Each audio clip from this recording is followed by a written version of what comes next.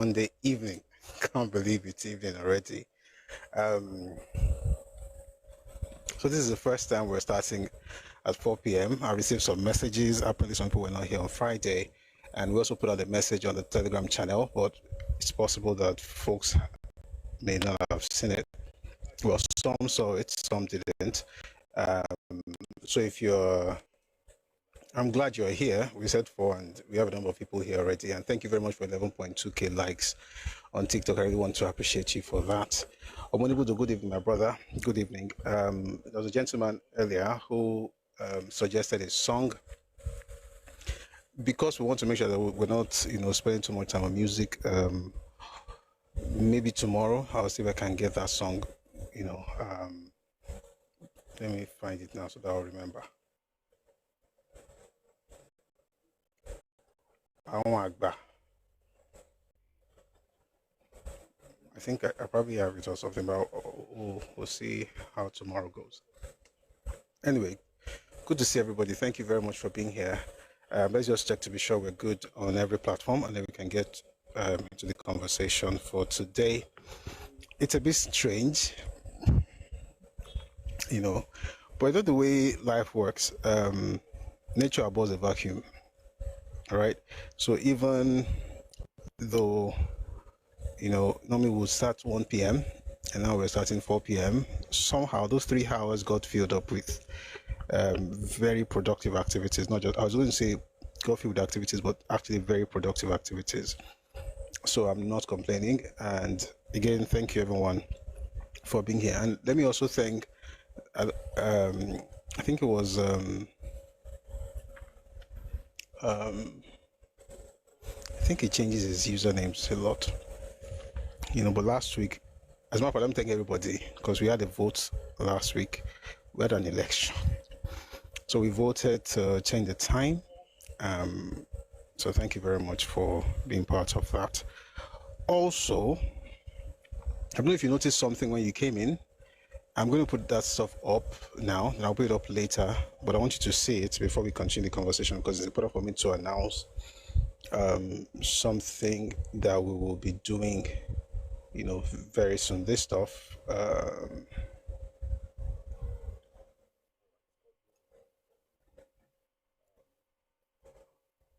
all right, it's called Redomi Republic. I want you to look at it like they use the look and where film for the right. Open the camera. Okay, so Ẹkáàbọ Yemu night. Thank you very much for being here. Okay, so I'm going to bring this up much later again. All right, but it's something I'm going to talk about now, and then I'll refer to it later. I'm going to announce again. Oh dear, I have to remove this stuff. All right, on Friday, while we're here talking about changing the time and everything, there was something we used to do back. We did it months ago. It just occurred to me that we could actually start, but maybe not even the same way, in a different format. So this is the announcement, and I'm going to talk about it again today, then tomorrow, and until the date. So we've been doing a lot of learning. People have reached out to ask, oh, why not do this? Why not do a stage production? Why not do a movie? Why not do animations? All these things cost a lot of money. And the idea, basically, to be honest, is that they're trying to help to ensure that the message actually goes beyond, this, what we call classes or lectures. So they want to make sure that, we're able to put it out there so other people are able to see what we're doing. And that makes a whole lot of sense. But whilst, of course, we're still going to plan towards things like that, we're going to start something this month, okay? That will be on the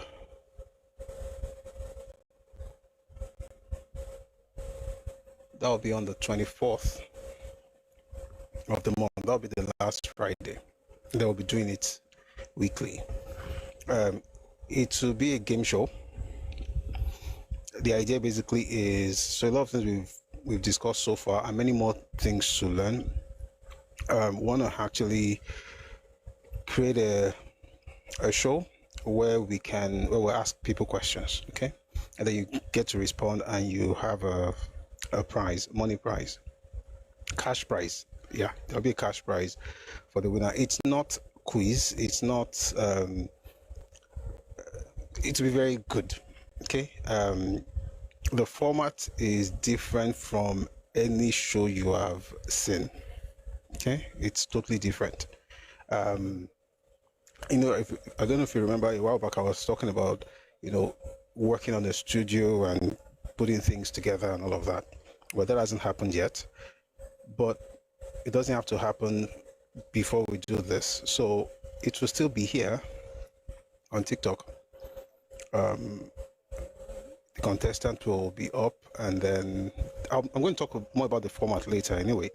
But the idea basically is that we're going to have 4 rounds of questions, then the contestant will answer the questions. A different format for each round, and then there's a cash prize at the end. I'm going to explain, the format much later. But then the thing is that the recording is going to start on the 24th of October. So the forms, you'll be able to fill forms from Wednesday, okay? And then we'll begin to contact people. It's going to be on TikTok, but of course the content is not going to, so just see TikTok as a studio, okay? So the content doesn't end here, but it's an opportunity to record. There'll be questions and answers covering Nigerian and Yoruba history, politics, and culture, just like what this is all about. So if you notice what you saw earlier, you saw Redomi Republic. That's what that is about. Okay. In case you're just joining, again, from time to time, Mama Gbewa Lera Lera Bomfe Katsuri, so that it becomes easy for us to connect what I'm saying. Okay, so that's what this is about. It's a game show. It's on politics, history, culture, things like everything we talk about here, but it'll be focusing on both Nigeria and Yoruba. And then there will be different categories. Maybe I'll give you a rundown before we go. But the idea basically is that each round will have different questions, and then you win per question a specific amount of money. And then there's every round your money increases until the last round where you now have like 1 or 2 lifelines, and you have to do something, or you might lose half of the money or all of the money. But that will begin on the 24th of the month. And like I said, it's not a TikTok show. It's just a TikTok recorded show. In other words, we're recording here just like we record the shows here. I don't know if you noticed, we have a podcast on Twitter, on Facebook, on YouTube, everywhere. All right, despite the fact that it was done here. So the idea basically is not to have another TikTok, chit chat. It's just to say, how if you want to be part of a show like this, you would have to travel down to the place where they're recording, to the studio. You have to come into the studio, then you have the mics and you have everything. Well, in this case, you don't have to leave your house. All you have to do is just to have a TikTok account, or maybe you have somebody that has 1,000, people, so that you're able to show your face. That's it, right? And then, so I'm going to explain more, because of time. Because it's we don't have our job is now. We have fewer hours to work with now, so I can't talk as much as I used to. But the point is, I hope you get the point. We're starting a game show. It's called Redomi Republic. It focuses on Nigerian and Yoruba history, culture, politics, and things like that. It covers different eras. Some of the things that we've talked about here, we'll be asking questions on them. You get to win cash prize. So, and then it will be fun, to be engaging. But we'll also need, of course, I know some people said they're going to like to be part of it. I didn't even go into the details like I am now on Friday. Someone said, would like to be part of it. So please, if you'd like to be part of that, whether as a contestant or as a sponsor, please reach out. I'll give out more information tomorrow. But from Wednesday, you'll be able to, you have a link, right? You have a link where you'll be able to download. So right now, there's a Redomi Republic account here on TikTok. There's one on YouTube. There's a Twitter account, and there's Instagram account, Facebook account. Everything Redomi Republic. Focus, of course, is on truth, on knowledge, and history. So please, if you notice the account here, the one down here is now Redomi Republic, so you can follow it. You can also subscribe to the one on YouTube. When the time comes, we'll be using that account to push the games, right? So just think of any game show you've seen. Who Wants to Be a Millionaire, Master in Board, Jeopardy, anything, right? But this one is different. The format is different. The way you win money is also different, and the suspense is different. The content is different, and also we get to teach more people in an entertaining way, right? We've talked a lot, like I said earlier, I've talked a lot about movies and animations and stuff. Those things will come, but while you're waiting to raise all the big bucks to do those things, we can still teach a lot more people about our history, about our culture, and the truth of what really happened, right, in a game format. So please support us. I'll talk about this again tomorrow, but from Wednesday, we'll put out a link.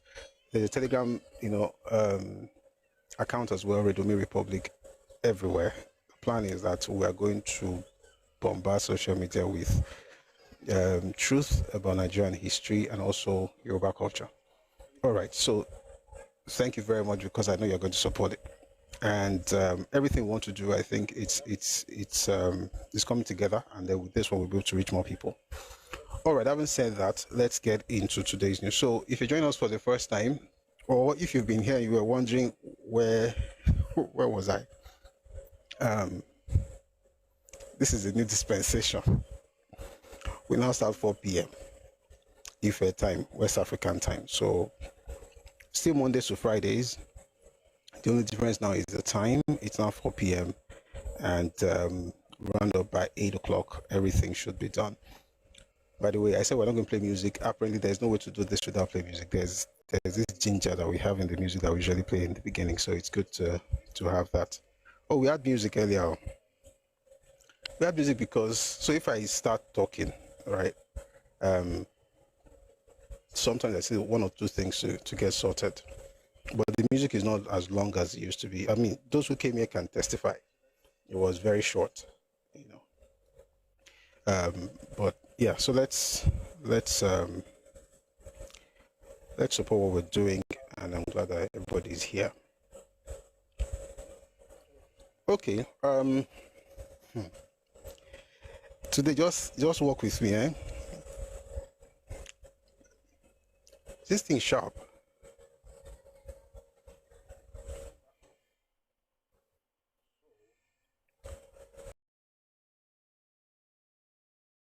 So we'll see how it's going to go today, and this also give us a template for the other things we'll be doing. Just 1 second, let me check YouTube to be sure we're good. Thank you for joining us on YouTube. Please double tap on your screen to like the live. Thank you very much. I'm glad you're here. Good. There's something I need to do. Okay. Just give me 30 seconds so then we can get into this.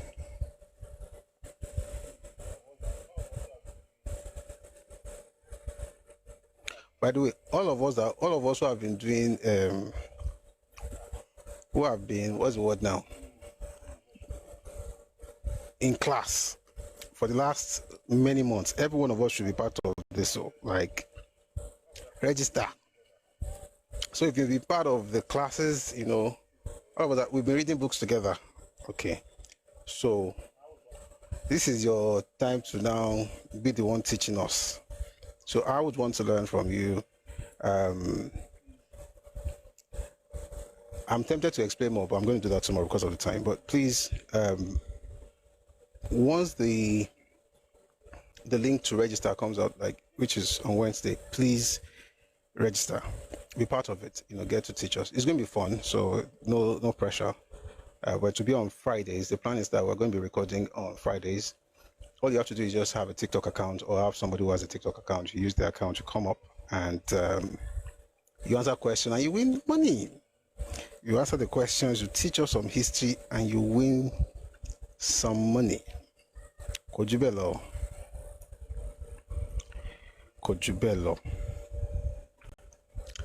I also hope that, well, let's wait till then.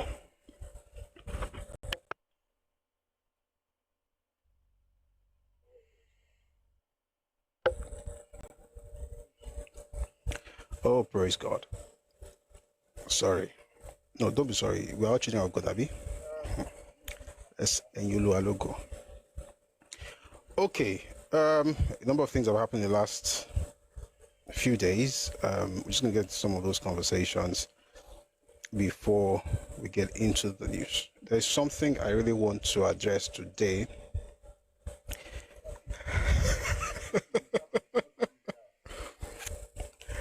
Babati, now you want to begin to start to jot things down.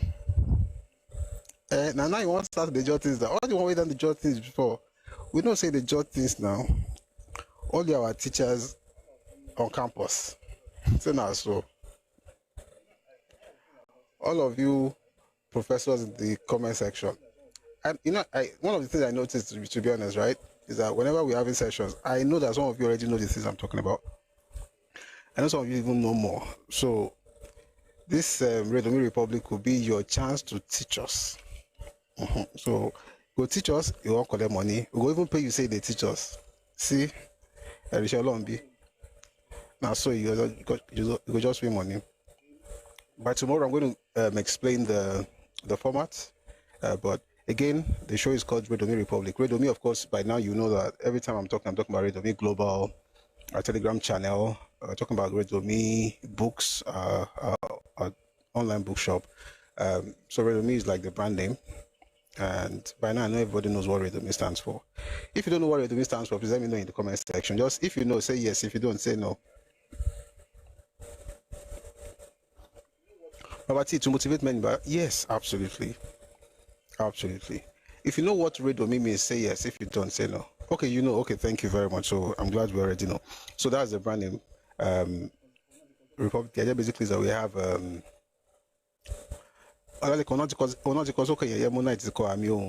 Yoruba. So I was going to say something. Turn out their critics. So the idea of Republic basically is a place where we, the people, we the citizens, will make decisions on how things go. So there'll be a part of it also in that show where the people get to help the contestant. And so once the show starts, all of us become citizens of the Republic, and you're going to like it, to be honest, and you also like to be a part of it. All right, that said, I'll talk more about it before the end of today's show because, again, it's the first time I'm talking about it live here. I've only spoken about this with my family, but I think it's something different, it's something fresh, and I know that it's going to actually go very far in helping us learn history, especially younger ones who find that format a lot easier to connect with rather than say, go and read the book by Nikon, go and read the book by that other one. So I think that would be a very good way for us to learn together. There's something I'd like to talk about today. So having said all of that, let's get into this. There's something I would like to get into today. Once we're done with some of the news, it's about fake drugs. And we'll get into it in today's conversation. So please stay tuned. All right, let's get into the news.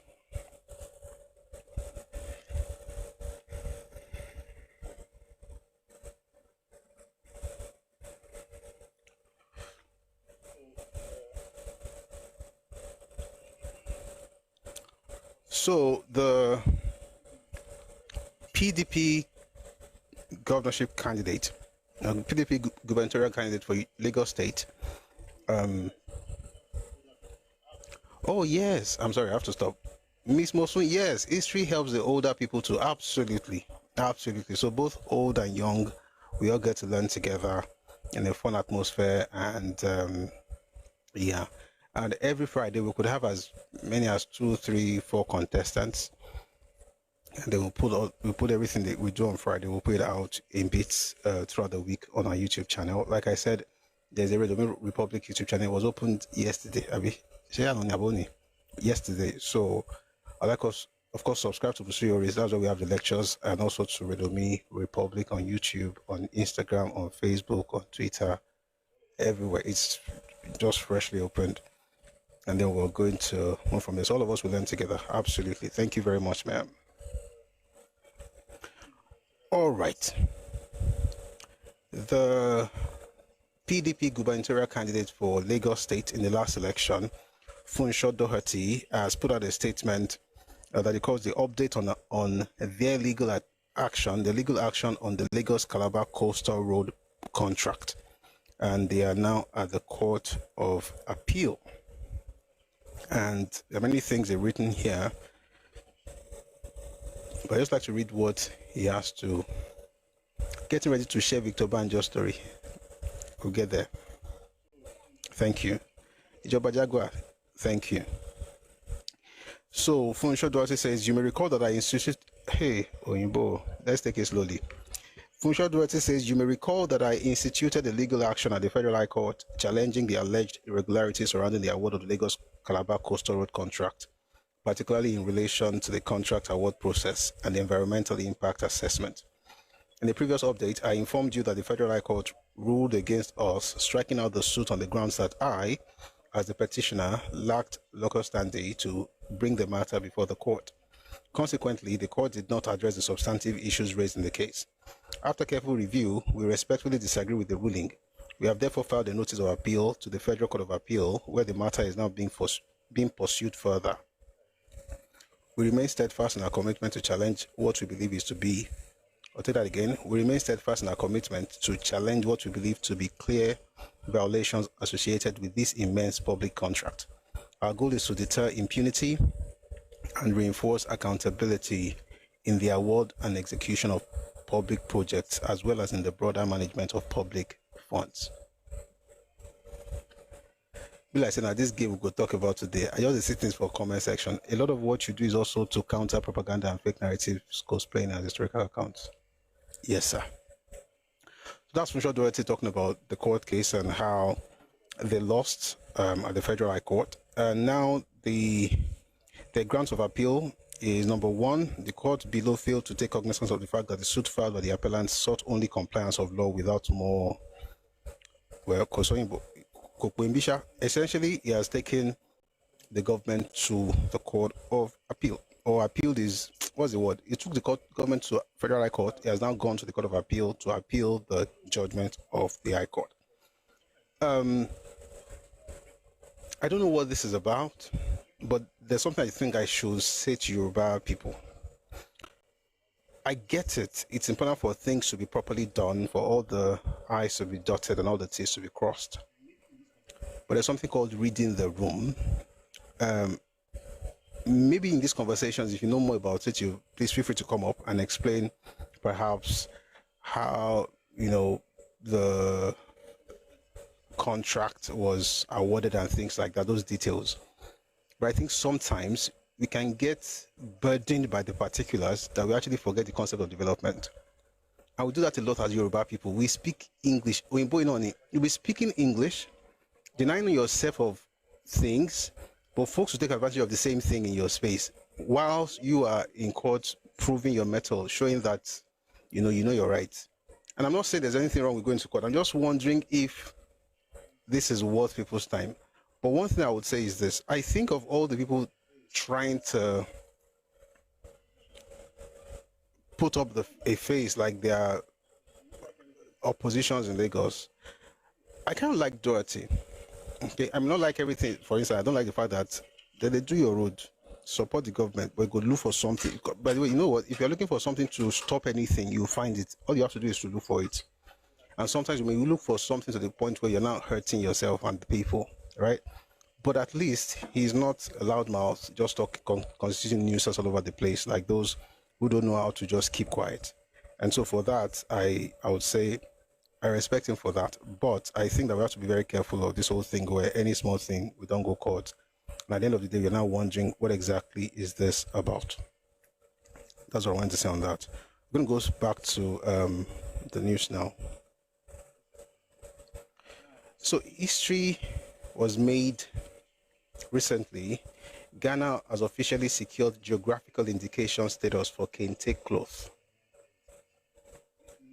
protecting it globally as a true Ghanaian heritage. This means only authentic kente woven in Ghana using traditional methods can bear the name kente. Just like champagne must come from France, kente now belongs legally and proudly to Ghana. But behind this global victory stands the heartbeat of it all. Bonwire, the home of kente. Generations of master weavers from this historic Ashanti town have turned threads into stories, patterns into pride, and craftsmanship into culture. Today, the world celebrates Ghana, but we say Ayeko to the people of Bonwire. Your hands have woven Ghana's name into history. This powerful shot was captured by BBC journalist Amapempe at Bonwire, featuring a group of the talented kente weavers whose artistry continues to uphold Ghana's heritage. Ayeko Amakonadu Yadon Prempe, you've played a major part in the success story of our nation.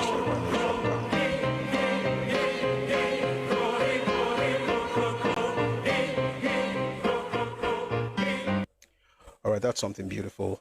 So they've now officially secured geographical indication status for kente cloth. Let me pause to say something. This is how people guard, protect, and celebrate what is theirs. You have to be a culture vulture to have a problem with people guarding stuff, and you have to be very, very naive to think that there's something wrong when Yoruba people speak on things like Adire and Ashoke and the idea of appropriation, like we're seeing in the way things are done, especially by those who say they are artists but who have no sense of originality and whose pride do not let them acknowledge where they are stealing from. I mean, it was a great artist who once said that the best creatives or the best artists are thieves because they will copy from others, but at least they are humble enough to acknowledge and to admit where they copy stuff from. And when you see your people speaking up about things like that, make no mistakes, it's not because there is inferiority anywhere, it's because they have something to protect. It is those who have nothing to hold on to or nothing to protect who think that that thing being done is somehow wrong. There's nothing wrong with it. And what you see here is this, a piece of cloth. You look at it and say, I can even say that after all, they started doing it after Awolowo from Ijebu got there through Portugal and everything. But now they've made it and they owned it and stuff, and they are now creating an entire, not just an industry, but an intellectual property, like IP around that idea. We can't afford to be frivolous with things. So, well, are we not just one Nigeria? No. Whatever belongs to this nation belongs to it. And if you notice also, even in this, what they're saying is Ghanaian, they were very careful to still mention not just the ethnic group, but the town. Bonwire, right? Then they mentioned Ashanti. And it makes it a lot easy. It's quite easy in Ghana. One of these days we'll have a conversation about Ghana because we do a lot of comparisons. Do you know that Ghana has more than 50% of one majority ethnic group, unlike Nigeria? And that has helped them in some ways. One of these days, we need to learn about our neighbors. We need to understand what's different. It doesn't mean that this is not about this is better, this is not as good. It's just that understand where people are coming from, because what we do is we compare effects without understanding causes. Oh, see, the product of this one is not good. See, what other person is not good. And Tofuni, raw material, bruku, but if you have to find a way to recreate a space. So the point is, just like Ghana is doing, we also have to do the same. Whether it is with Ashoke, right? Excuse me. Whether it is with Ashoke or Asholono or Adire or Kokori, Sishaki, or any of our, many innovations over the years. And I'm glad that a lot of people are actually still in those industries. But if you are interested or you work in that space, you should guard it. And if you're not even working in that space and you're Yoruba, you should speak up for those people who are there. Not because you don't want others to copy it, but because you know that our culture or take people are doing, but because you recognize that there are culture vultures in this world whose job is not to create, whose job is not to build, whose job is to steal and own what doesn't belong to them. That's why you speak up. When I saw this news, I think it was yesterday, I thought of a scripture in Revelation. The Bible talks about a woman who was pregnant giving birth, and the Bible says that as soon as she gave birth to that child, there was a dragon waiting to pick up the child. In other words, the dragon's job is not to birth anything. The dragon's job doesn't even have ideas. It doesn't come with anything. His own job is just to wait for the person who has something to give birth to that thing, and then he swoops in and picks it up. And then while she's protecting what is hers, you will see her family members, like some Yoruba boards, whatever they call them, saying things like, are we not all one Nigeria? You are naive or stupid, one of the two, or very ignorant, one of the three. Pick your choose your pick. The point is, I like what Ghana has done, and I think it's something that we should celebrate, and we should also copy. This is what you copy. So Ghana did this, it makes sense. Do it also with what's yours. And even at a personal level, there's certain things that you're putting out there. Register some things, right? Make it official, right? So that way the thieves will not be able to touch you. May God bless us. In Jesus' name. Next, I saw this one from the Ijaw Unification Movement, and I never knew this existed until I saw it. So let me share with you. Ijaw Unification Movement in Imo State. The Ijaws of Rivers State and Bayelsa State, following the leadership of the IYC Council, went to Imo State to unify with their Ijaw brothers in Oguta and Egbema. Oguta and Egbema are oil and gas-rich Ijaw enclave located in Imo State.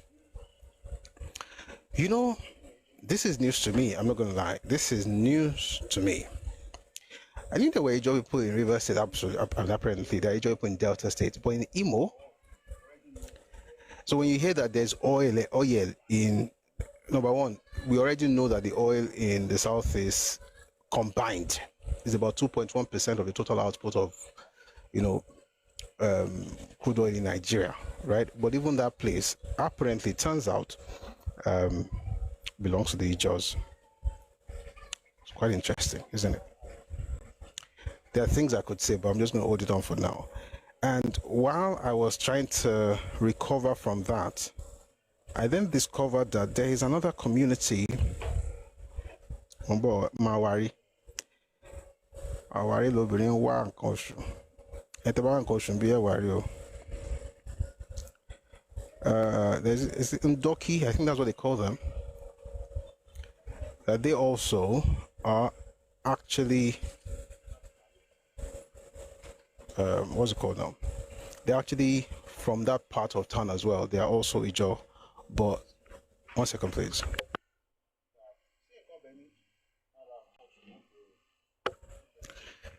That Shane Company around Koshunak company is new.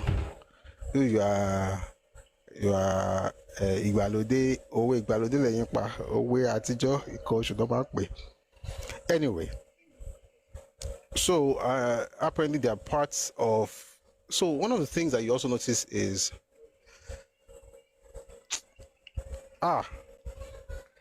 may God help everybody in Nigeria. May God help the Southeast. May God help the Igbo people, because like even the small place, you still get owners apart from one. But this is well. All right. Let's take a little break from talking and listen to a minister of, I assume is a minister of God, and I hope I'm not assuming wrongly. But they had a crusade in the Southeast. The entire place was packed, and I was really glad to see that. A lot of people were there to worship God and stuff like that.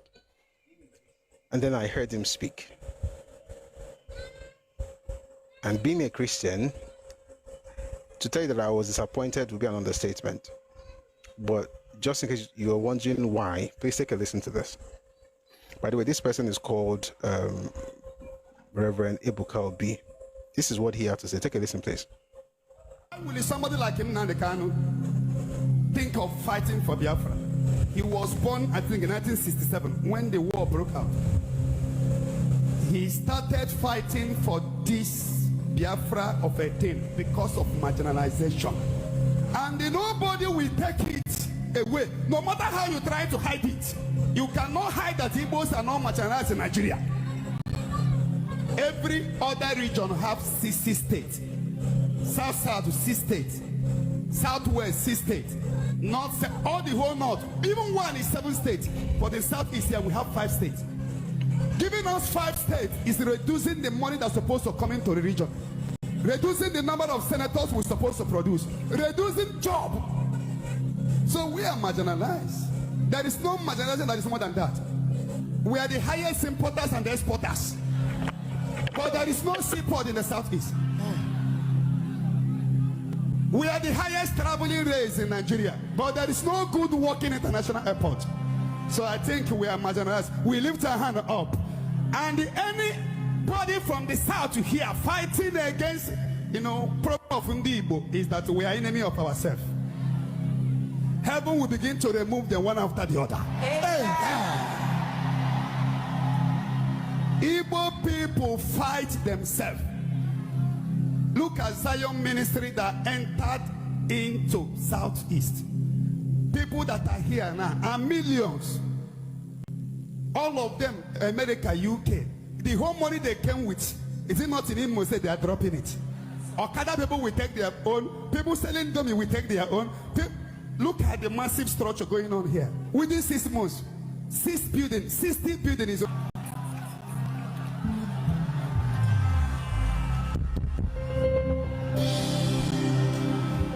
Amen and amen. Amen.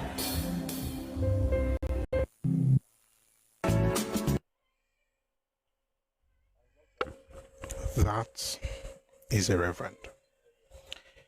I would love to actually, respond to everything. For instance, it says every other region has 6 states. Only the Southeast has 5. I think it's actually, that's fair, right? Isn't it? Only that at the rate that we're going with the Southeast, people's living room might turn out to be state, secretariats, because where's the land? Where's the land? Oyo State is about 28,000 plus square kilometers. The entire Southeast is about 29,000. So it's about the same size as one state. And so you begin to wonder exactly where they're going to create the state. So at this rate, it will be like saying our sitting room will be headquarters, then the entire yard will be, the state, because we have to find a way to get the 6 states. But this whole thing about marginalization, the reason I play that thing is to tell you that if this person who has influence over multitudes, and they were all there, by the way, at that conference, people like this could say this, and you can understand, why we are where we are today. We played in Daboski last week. Now we're saying that it's going to destroy Nigeria if we don't do, 3 people in power. Of course, that one is just nonsense. But just tell you that even folks with influence and the regular Joe, they all think alike, which is a shame, but it is what it is. Going to move very quickly back to the good news that the point I was making earlier about the need to do something about our heritage. There's a group, they're working on something called Yoruba Oral Traditions Digitization Campaign. You can find them. They're called Yoruba Wikimedians User Group. All right, they're on Twitter. I think it's important to, as much as possible, connect with those who are doing things. So if you're interested in things like that, to digitize Yoruba, we have different interests. So if that's, one of yours, please feel free to reach out to them, and you can work together to make things better for Yoruba people, who some people spend their lifetime just crying that they are being. I'm coming back to that one. Kotiya. Meanwhile, in the spirit of not being marginalized, the Abia State recently built a water fountain, and Aba people trooped out to celebrate this water fountain built by their governor. You can see the joy on their faces. Everybody's around it, old and young, happy to see a fountain in Aba. I wish I could show you, but you know what are friends for? Let me show you just a bit of it, and then you can also celebrate with these wonderful people as God the God that did it for them, He will did it for you too. Have you heard that prayer before? The God who did it for them will did it for you. All right, so here is the beautiful news that we get to see.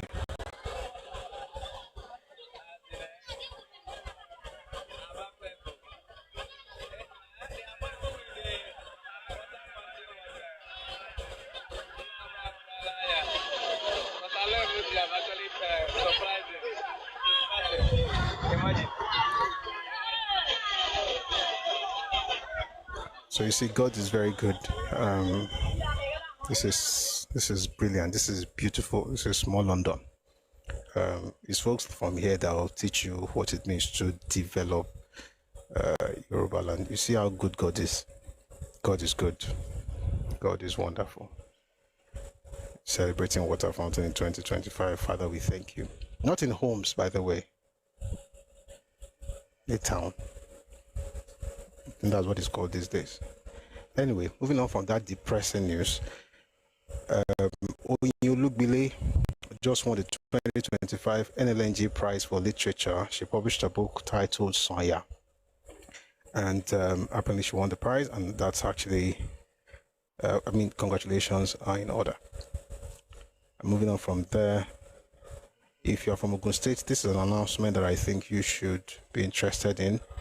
Ogun State residents, this is a very important announcement. Your voice matters in shaping the 2026 Ogun State budget. The state government is holding town hall meetings across all 4 divisions of the state to engage the public about their needs and inform preparation for the 2026 budget. On the days, you will get the chance to speak directly to the governor and members of his cabinet about what your community truly needs. Schedule, Day 1, Ijebu Division, Tuesday, 14th October 2025. At Ijebu, the time is 11 a.m. Remo Division is Thursday, 16th, 11 as well. Yewa Division, Tuesday, 21st October at Frontier Hotel Ilaro, and Egba Division, Thursday, 23rd October at Cultural Center. If you are from Ogun State, please check Man of Letters on Twitter for details, because I think it's something that folks from Ogun State should be interested in and also participate. Since it's democracy, the people have to be involved. I'm rushing now because of time. Again, this is our first day doing this, so we'll see how much we can cover in the little time we have. I just want to read a few more things before we move on.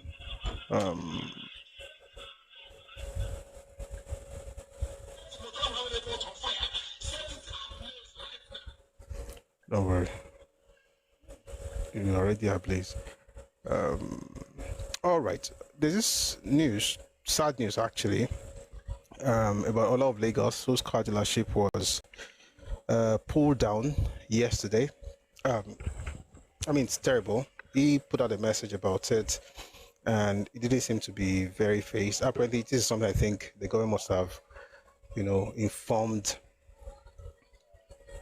him about, because if you look at the image, it's also under high cable. All right. So to be honest, the way we build sometimes concept don't make sense.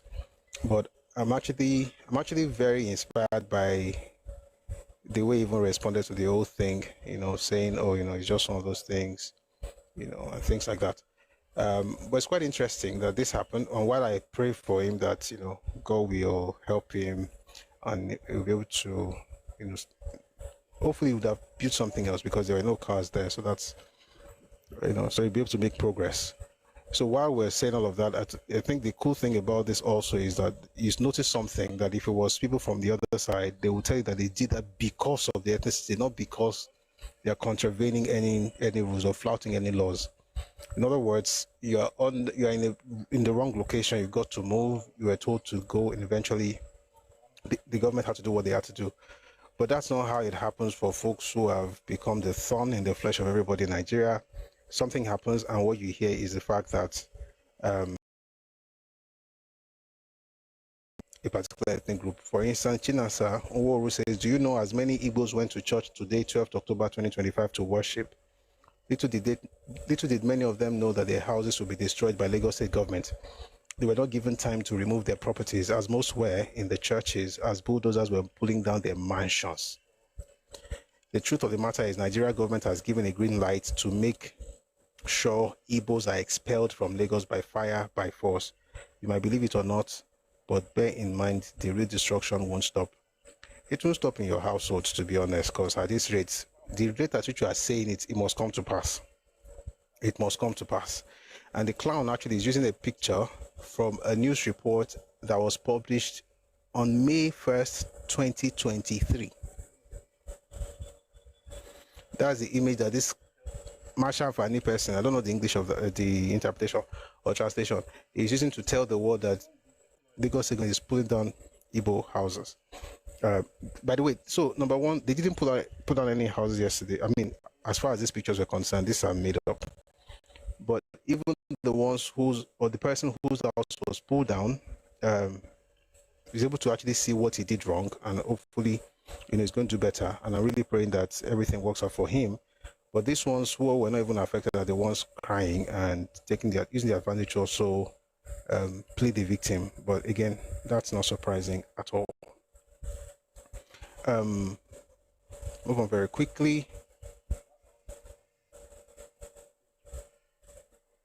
There's a video I'd like you to listen to. The last thing I want to talk about is about fake drugs, but I'm coming. Mombo. This man, his name is Chidi.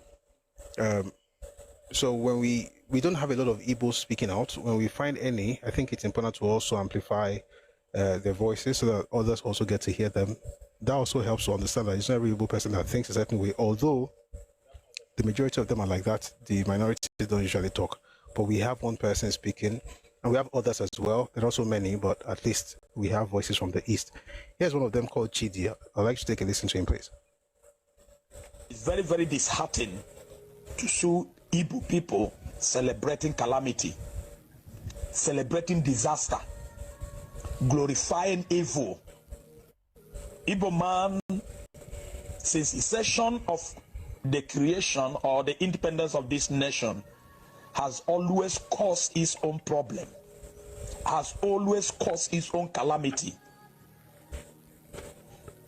When you look deep into what happened in 1966 that led to the massacre and the killing of the Igbos in the north, it was heartless, it was soulless, unreasonable men in the military that caused it. They slaughtered Igbos like no man business in the north because of what we provoked. I do not understand why Igbo man will continue to provoke his own destruction. If anybody that can say the truth will tell you the root cause of 1996 coup and its consequences. Every time Igbo man is fighting for freedom, and I begin to wonder, are they in captivity? We are not in captivity. We are the captive of ourselves. Nobody is victimizing an Igbo man. We are the one victimizing ourselves. We are the one causing our own destruction.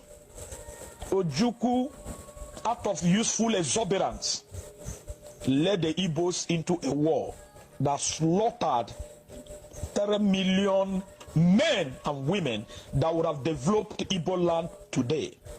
Imagine if the 3 million souls that were killed during the Civil War were alive today. Igbo nation would have been a great nation to reckon with as long as this earth is concerned. But this man, when Dr. Nnamdi Azikiwe told him, don't go into this war, Dr. Nnamdi Azikiwe, he did all right until he led Nigeria into that calamity. At the end of it all, he abandoned the same people he was fighting their freedom and flee. Many sons and daughters of Igbo nation were destroyed, were killed. Graduate and undergraduate of University of Nigeria and Nsukka were slaughtered mercilessly. The funniest thing that he came back after he was pardoned. He abandoned the same Igbo people and go and joined party with the same people he called his enemies. It is on record that no single soul died in his father's house.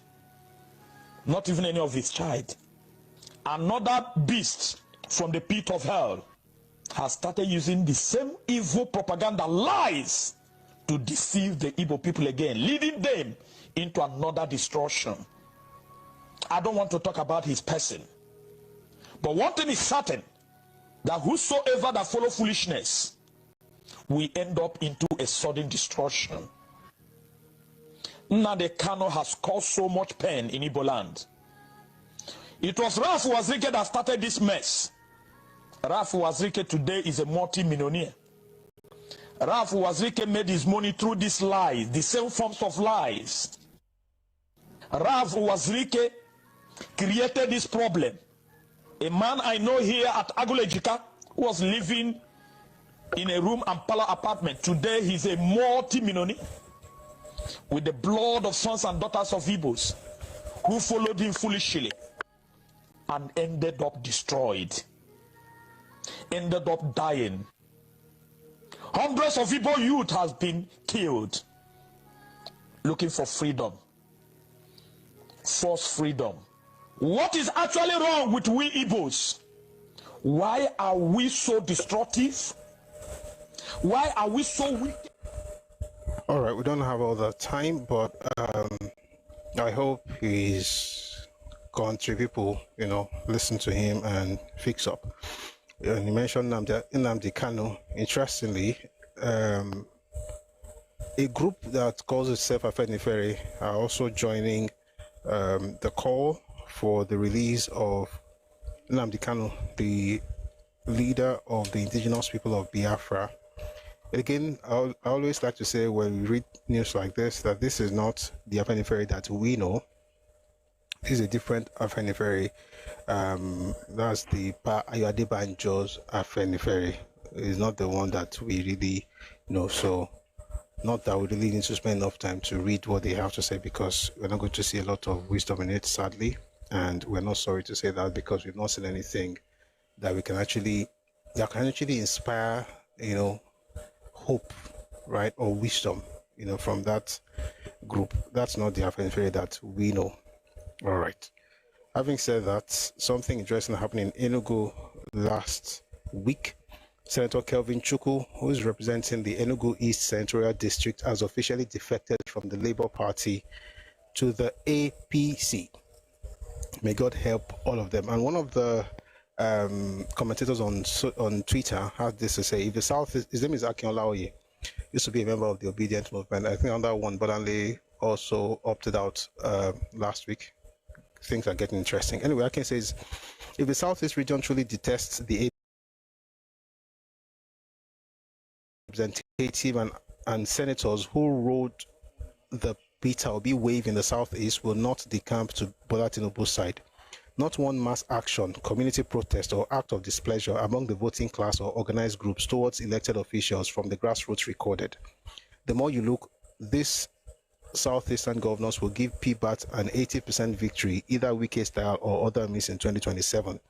What are you going to do about it? Action, action, action. Whatever they want to do, they should do. Just notice that when you hear things like this, you don't see Igbo people being angry with the Igbos who leave LP to join APC. But if you're an APC or if you're supporting President Tinubu, you are after their lives. Wonderful. Anyway, let's begin to wrap up with the stuff I really want to talk about. But before we do that, I think two more things, and then we'll move on.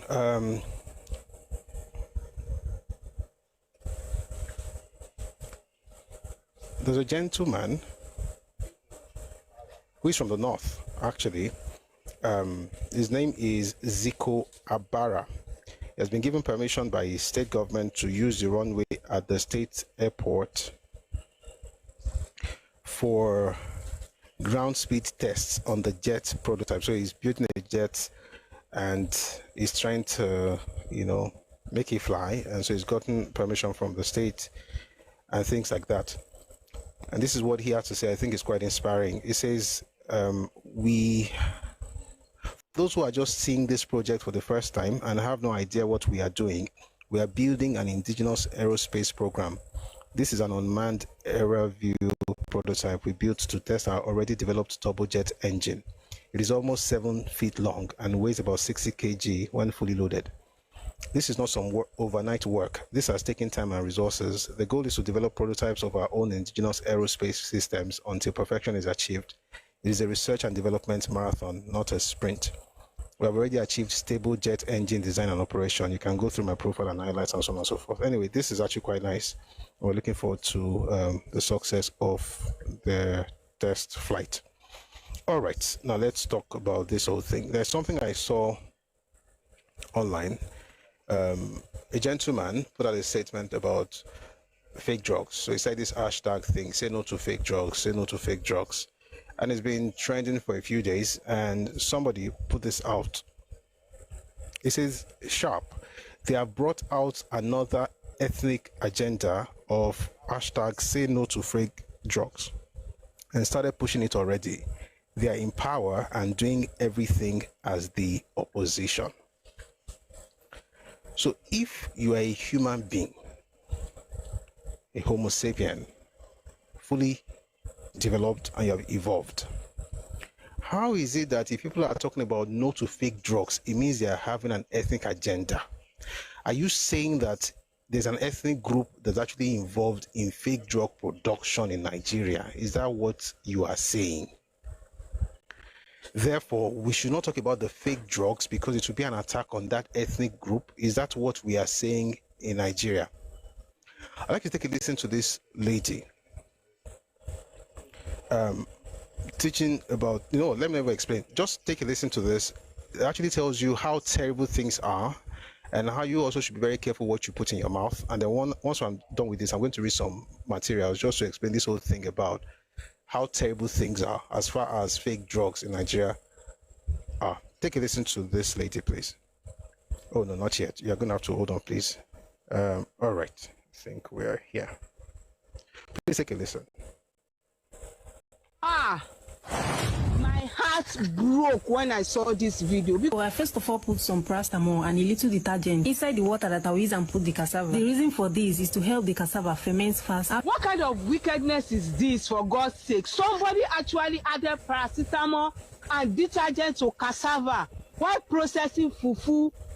And the most annoying part, she proudly posted it online. People will actually eat this fufu, feed it to their children without knowing they are eating poison. Let me tell you the truth. When you apply it to paracetamol, it breaks down into toxic chemical that attack your liver and kidneys. And detergent, that one is even worse. It is meant to wash clothes, not to ferment food, for God's sake. These chemicals can burn your intestine, destroy your immune system, and slowly lead to sickness you cannot even explain. All because someone wants food to look whiter, to ferment faster, or to make it soft. I don't even know. This is slow death. And this is why I always say, be careful what you put into your mouth and where it comes from. One of the best decisions I made that turned my head around was to stop eating out carelessly. You cannot control what others put into their food. All right, yeah, you can't control what others put in their food, but you can do something about yours. However, what you may not be able to easily do something about is the drugs that you're buying in the market, because how many people can really produce their own drugs? And so I want you to listen to this news report. This happened in Anambra State. You're not going to believe this. I mean, you have to hear it or see it to even believe that you could actually go to a particular place in Nigeria and destroy drugs worth 1 trillion naira. Not million, not billion, trillion. Take a listen, please. The National Agency for Food, Drug Administration and Control, NAFDAC, has destroyed fake counterfeit and substandard drugs worth over 1 trillion naira in Oka, the capital of Anambra State. Correspondent Chibuzo Obidike for this report taken from here.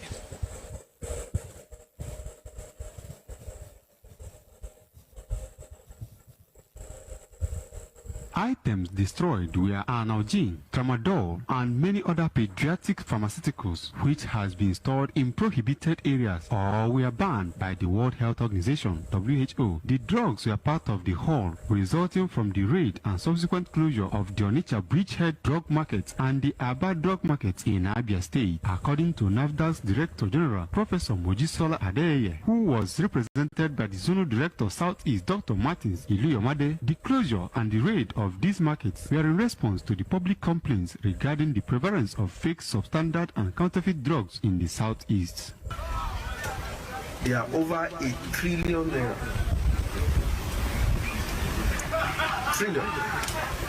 The estimated value of the product that is being destroyed today. You can imagine how many people would have taken this message and would have gotten adverse effects, or that it will not work, or that it's going to kill gradually. Millions of people are being saved by this effect, by this action alone, because the number of tablets here that we've rescued from the market are in several millions. Congratulations. So it makes sense that that young man would say that say no to fake drugs is actually a campaign against his ethnic group. I think it makes sense. I think he's right. And I'm going to prove that he's actually correct. But before we get into the proof, I want you to listen to a lady who bought eye drop. Oju ni fitilara eye drop. And it was fake. You will say this kind of thing and you say money in water, you are cursed. Let me play you what she had said. I wish you could see it. Actually quite sad, but at least the woman.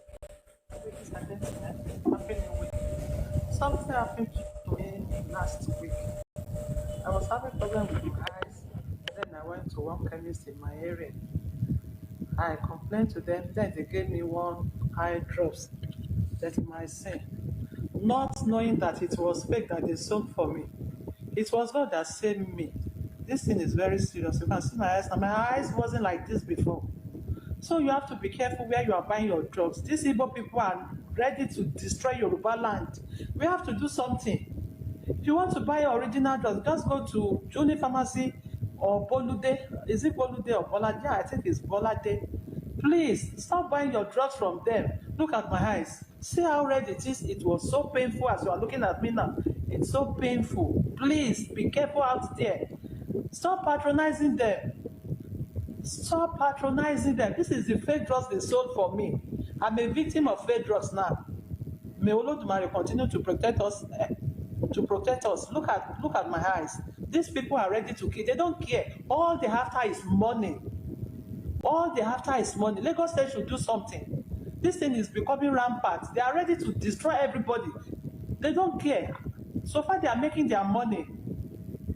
Kọ́lọ̀ kó ṣàánú wa ni Ọlọ́run ló ní kó má jù báyìí lọ ṣó ló àwa dá fọ́jú ní báyìí kọ́lọ̀ kó ṣàánú ìwọ tó bá ti mọ̀ pé ó fẹ́ rò má jà lọ́dọ̀ ọmọ Ìgbò.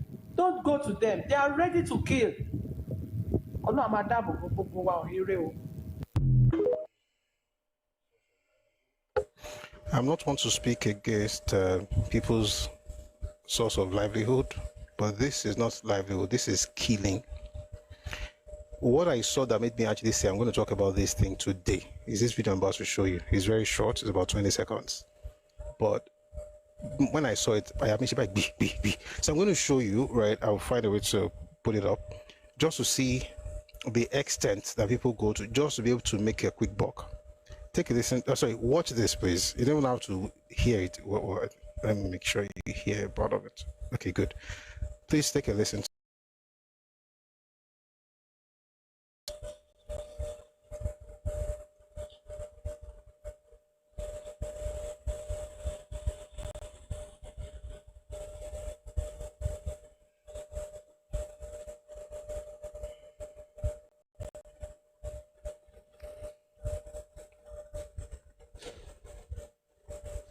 I don't know if you saw it. I'll play it one more time.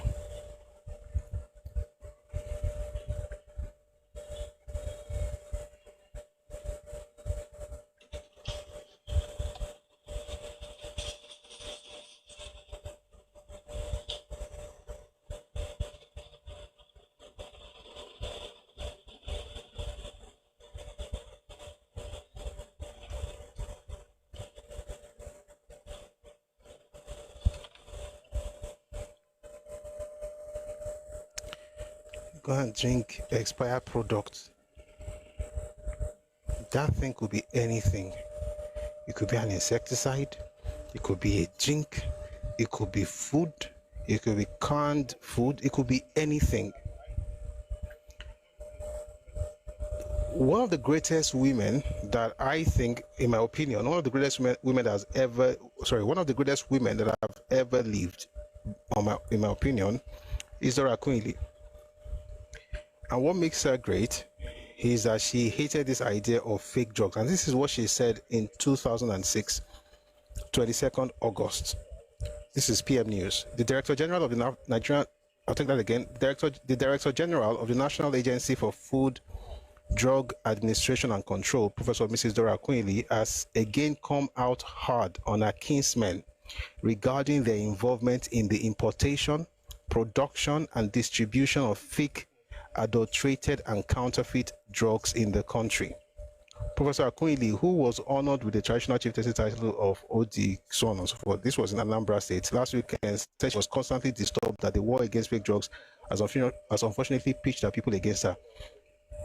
This goes way back. Now, when people talk about this, sincerely, when I saw it, I was like, okay, they're talking about fake drugs. Once that guy now brought in that matter, I was like, okay, this guy is actually owning it as an ethnicity, and the fact that we shouldn't go against fake drugs, because once we do that, we are bigots. We are bigots. Somebody says it is government's duty to protect people. It is your parents' duty to not make money off of the life of others. Stop being stupid. Should government do their job? Of course they should. Who at this point she's talking, she's NAFDAC. She would have been killed. There's a gilly that she had that they shot at and the bullets went through the gilly. I think she's the greatest, not because of what she, because everything about her, what she did, who she was. Maybe because of people like that, I'm always very careful not to just say everybody is the same. And then they're talking about, you are saying that it's government's duty to do stuff. How about talk to your parents to stop, and your brothers and yourself to stop producing death? What do you mean it's government's role? Of course it's government's role. That's a given. We literally just played the same government, NAFDAC, burning down 1 trillion naira worth of drugs in Oka.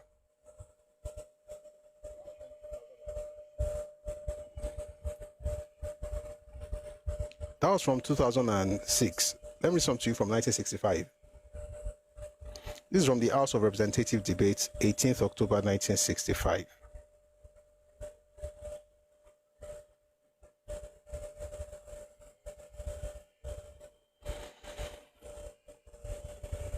This is the representative called Mr. Odulano. But before I read what he has to say, I'd like to go back just a bit. He says, from the previous page, that if the bill, there's another one, they're going to amend the bill so that the manufacturers of illegal drugs can be brought to book. That will be welcome. Then Mr. Odulano says, I am glad that the minister himself has now come in. When a bill was brought up a few moments ago, the minister in charge had not come in. We discussed the bill and passed it, but when it came to discussing the Food and Drugs Lagos bill, it was pointed out that the minister responsible was not present in spite of the fact that his colleagues are on the bench. Perhaps this was because the Minister of Health is a Yoruba man. Mr. Speaker says, I do wish the honorable gentleman who has the floor would try to get this idea out of his mind. Professor Kalu Ezera from Bende East, which is present-day Abia State, then says, with the greatest sense of responsibility, may we appeal to the leaders of all sides of the House to abstain from this type of debate, which is far too low for an august body like this. I think we should ask the Speaker that such men as indulge in this type of debate should be repatriated from this country. Then Odulano responds, if I should be repatriated from this country, then anybody who is going to take my place should not be an ex-convict. I must say, that's a short, but let's leave that matter. We'll just continue.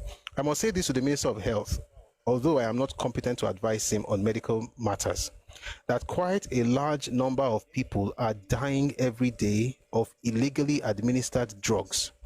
Injections are being administered in the market in some regions like the Onitsha market, where any kind of drugs manufactured in the world is found. 1965. Guess what the Igbo representative said in response? Let me read it. Mr. N. Anna, Oka Central.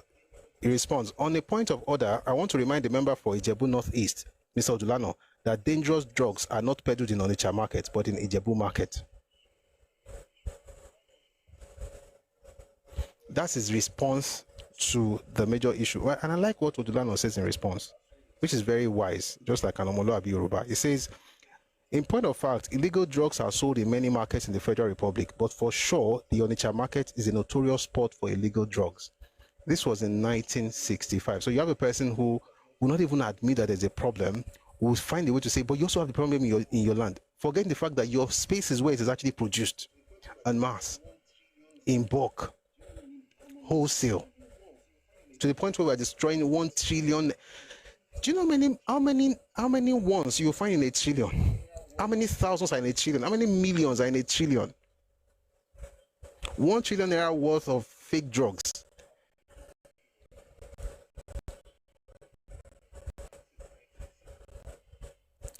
I'll quickly read a few more things because you think that we're talking about 2025. This is 1965.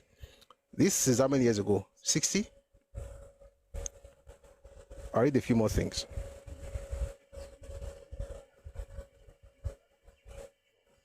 Odulano goes, when account is taken of the number of people who die as a consequence of illegal administration of drugs. In fact, let me read what the Igbo guy said. Another man from Onitsha North. I must say that his name is V.A. Emenoga. I must say that it is very surprising that an old member of this house, like the member for Ijebu Northeast, Mr. Odulano, should be joking with the name of Onitsha. Onitsha is too big a place to be ridiculed. It deserves respect. Each time the honorable gentleman who has the floor stands up to speak, he must refer to Onitsha, which is unlike Ijebu that is noted for counterfeiting. May I ask him to please respect Onitsha? If you think all this nonsense they are doing on social media, this gaslighting and lies and propaganda, if you think it just started, say we're in 65, I'll still take you to 48, but let's just finish this one. They didn't just start today, that's the point. Odulano then responds, when account is taken of the number of people who die as a consequence of illegal administration of drugs, I think it becomes necessary in an assembly like this to advise the Minister of Health to try, by all means, to see that these inspectors are given the power to bring the culprits to the book. I'm rushing because of time. The Minister of Health to try, by all means, to see that his inspectors are given the power to bring the culprits to book. The people carrying out the illegal administration of drugs should be brought to book and punished. Otherwise, they will intensify their activities. This practice is not limited to one region, but it is all over the Federation. And one of the things we have noticed is that, by the way, this is not to say that there is no other terrible person from another ethnic group in Nigeria. There are bad people in every ethnic group, but there seems to be one ethnic group that has exported it and owns stakes everywhere they are making fake drugs. But we're not supposed to talk about it because we want to be tribalist. How about the people that are dying from these fake drugs? And considering the fact that this happened in 1965, the man says, when I mention Onitsha market, I do so not for the fun of it. There are other marketplaces in this country too. There are other marketplaces in this country too where quacks trade in drugs. But what I'm saying about the Onitsha market is that the peddling of illegal drugs is more rampant there. That's in 65. Now, let's journey. Follow me, please. Let's go to Cameroon in 1948. There was a point in Cameroon, in southern Cameroon, where people got really tired. Again, I'm not saying people should push out any ethnic group from Nigeria. I'm just saying that if a group refuses to acknowledge what is wrong and fix up, maybe this is going to happen eventually in some parts of Nigeria. I think it's going to happen. Well, the people in southern Cameroon had had enough, and so they came up with charges against the Igbos in 1948. There are many. I'm just going to read one or two. The first one is that the Igbos stole their church bell to print fake currency.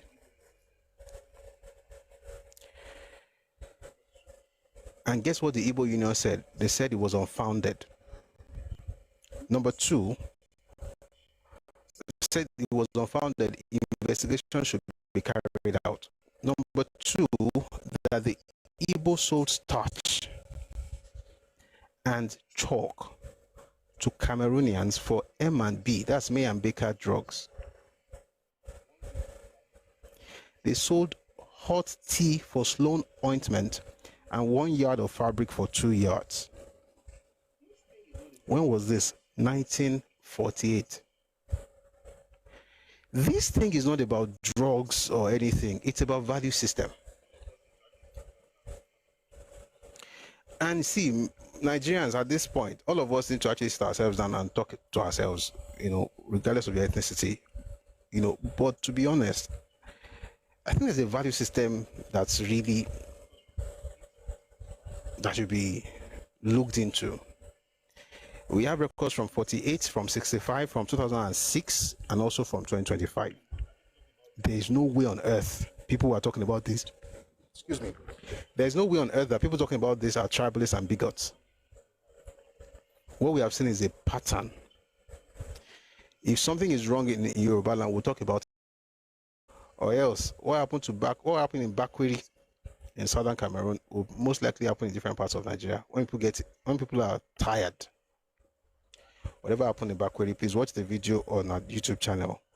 1948 banned from the land. That's what the video on Busuyori's YouTube channel. Thank you very much for listening. I'll stop there because the thing I want to talk, I've talked about this whole thing. We need government, of course, needs to do more, but think about it. If government is burning 1 trillion naira, that means they are doing something. It's not like they're totally useless. They're doing something. SON also needs to get serious. Standard Organization of Nigeria. And by the way, there's a group of people. They are the definition of death. Do you know what they are saying? That, these people are producing fake drugs. Why not let's work with them? Why not let the government work with them so that they can produce the good one? Do you think it's about buying machines and producing stuff? What do they even put inside chemical? You don't know. You don't study this thing. This is not innovation. This is counterfeiting. This is stealing. This should be stopped. There's nothing to convert into good in this thing, but just to stop everything. If you want to convert anything to good, go and study pharmacy, or you can do tradomedicine. We have folks like that in Yoruba land. Yemkem, they are tradomedical practitioners who have found a way to now put the herbs in capsule forms and tablet forms. That's what we call innovation.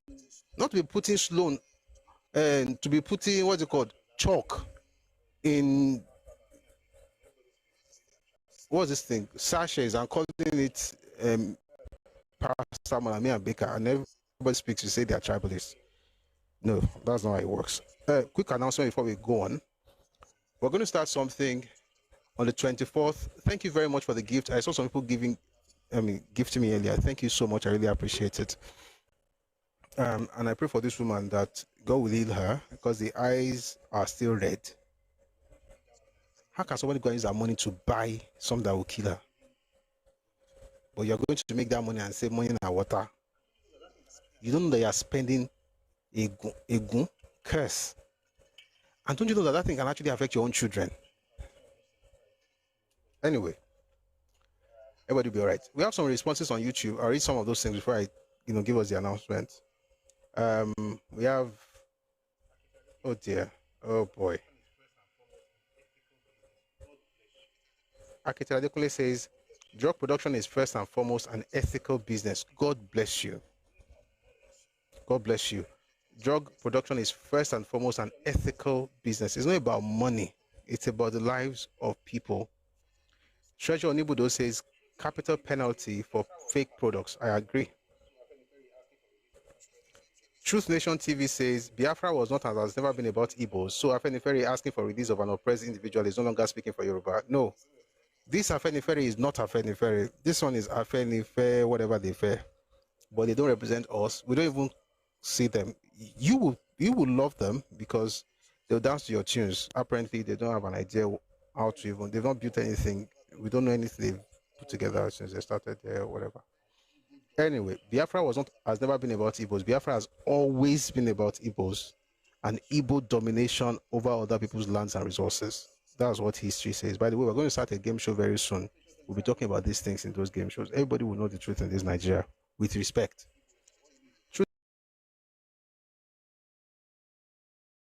You speak like an Igbo hater. What really is the problem? Go and ask your parents. Adeleke Shubo Ali, Mr. Author, why are you interested in what is giving you high blood pressure? Oh, somebody says, why are you interested in talking about Yoruba for Mr. Yorubama? I mean, they put in the comment section, yo. Hey, that's true. The man says, Adefayomi says the Igbos should go and build their own seaport and stop waiting for the Nigerian government. The Igbos cannot build a seaport because there's no sea in their region. But because they are led by very interesting characters, they will be the ones telling them every market day that federal government has not given them seaports. If God Almighty in heaven was handing out seaports to everyone in the world, it will not get to the southeast. Not because he hates them, but because he did not give them sea. How you give a person seaport where there's no sea? When the port go there, underground. Number two, state governments are building seaports. What's stopping you from building your own? If you have to build it, maybe your imagination, you have to find a sea somewhere. Maybe you condensation, find a way to gather the water from sky, turn on to sea. Build the seaport. God bless you in the southeast. Amen. The Dawn Commission or the Southwest Development Commission should do what Ghana has done. That's from Taiwo Shalawe. And yes. Very good idea. Adeleke Shubo Ale says, our senseless law for anything imported is our problem. Even if that thing is from our next door village country here. Make anything in Badagry and just tell them it's from Benin Republic. We are not securing our ownership of Adire, which copy is being imported from China.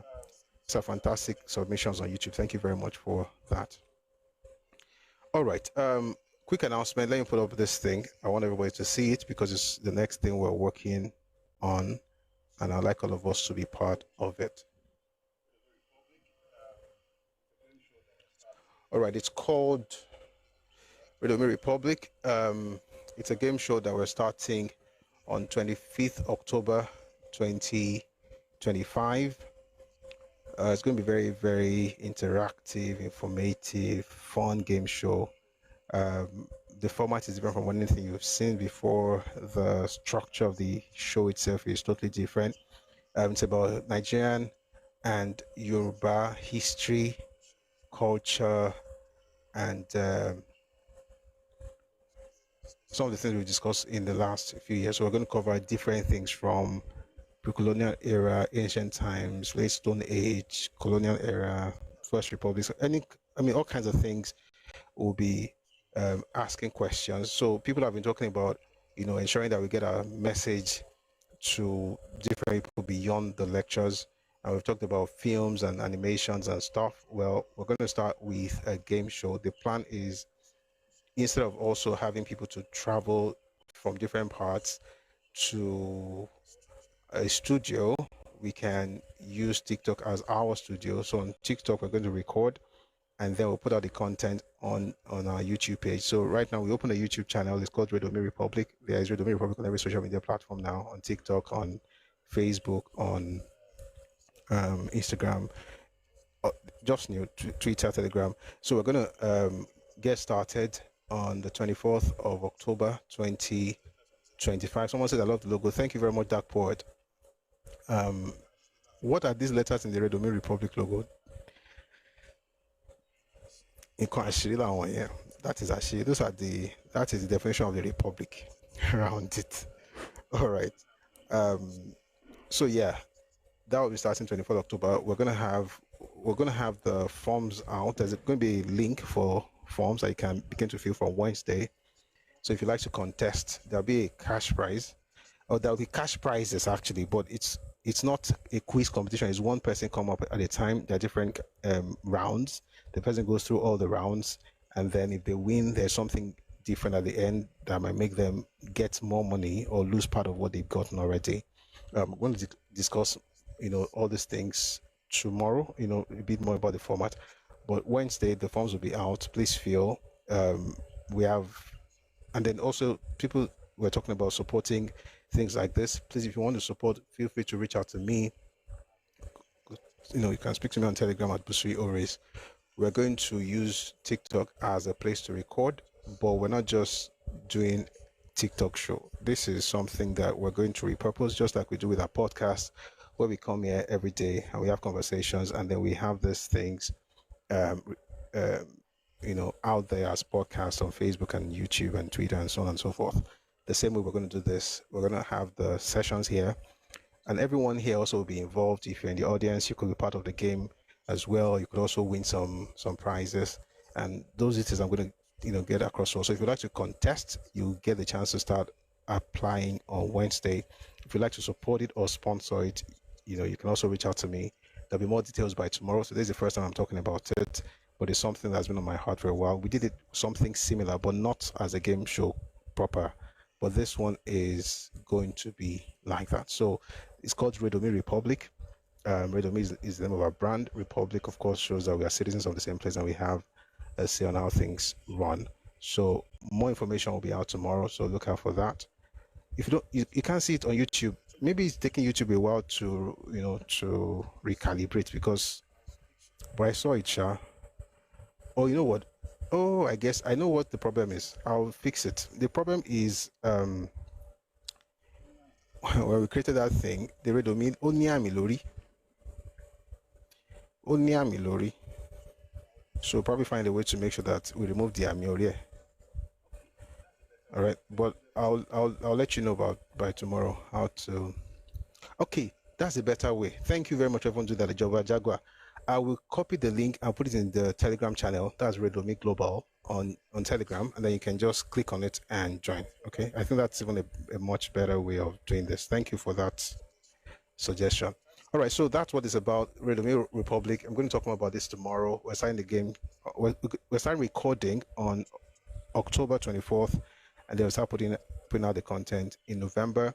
If you'd like to contest, you'll have a chance to apply starting on Wednesday. If you'd like to support and sponsor, please reach out, because we have to make sure that it's not a Telegram channel is Redomi Global. You can find that one. There's no way on earth you're not finding that. That much I know. Just check. Maybe you are clicking on the wrong thing. Redomi is RDOMI Global, right? But I will put the link there later, and then you'll be able to join. So please look out for more information on this.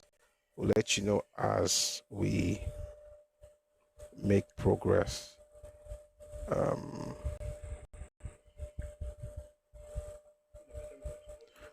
Let me just read now, so that way.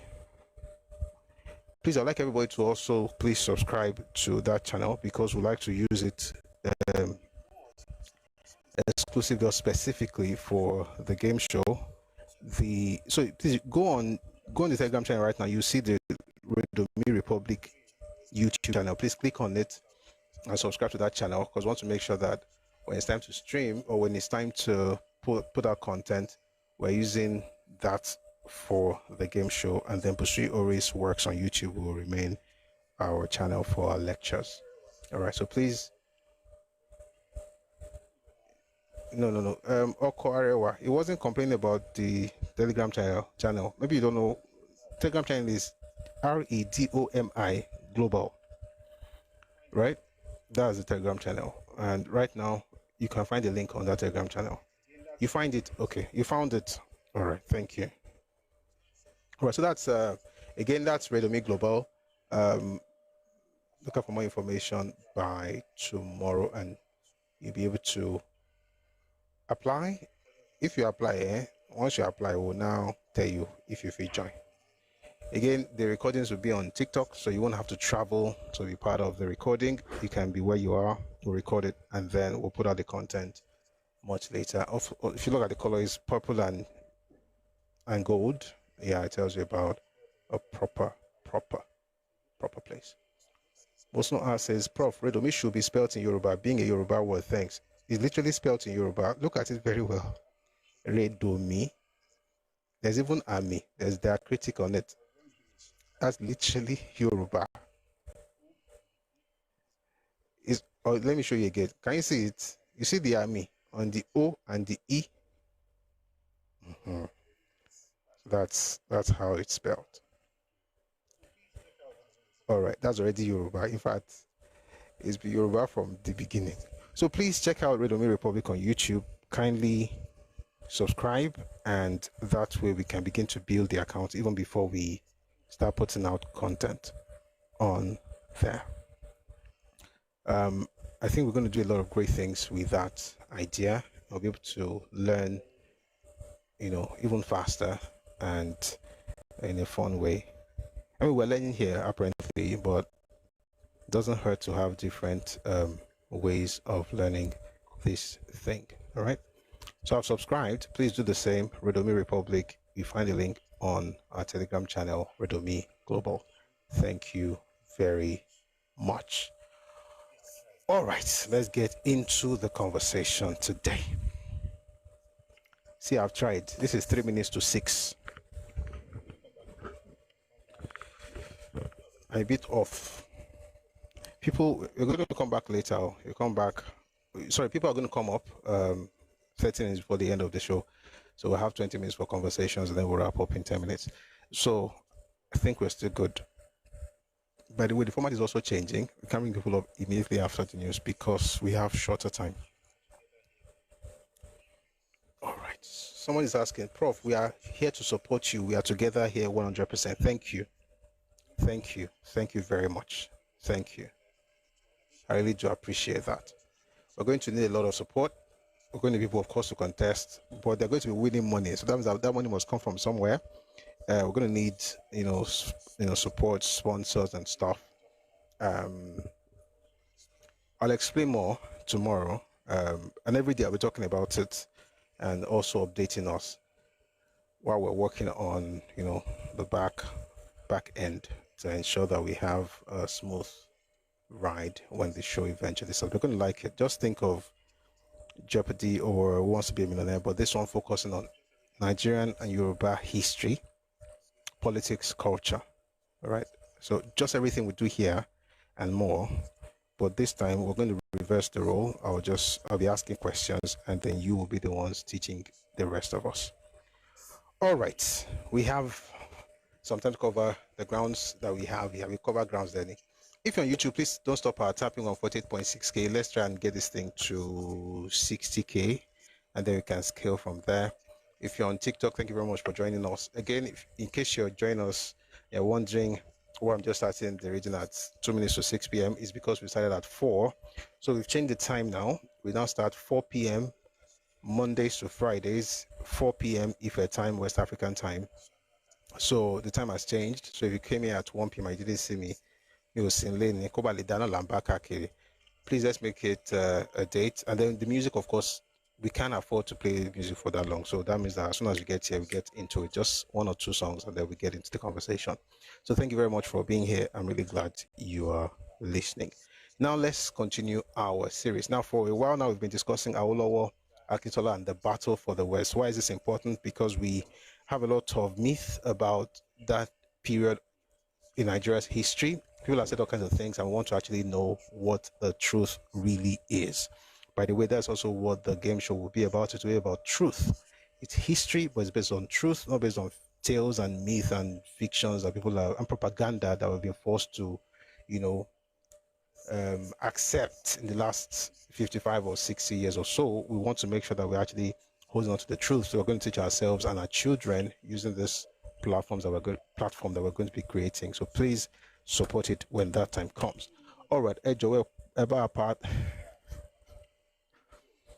Oh, you literally wrote that in Yoruba. So we've had some sessions discussing Akintola, trying to understand him. We also went into talking about some of the things that happened in AG in 1959 elections and how it went down, especially in the northern part of Nigeria. But I want us to just go straight to the conversation between Akintola and Papa today.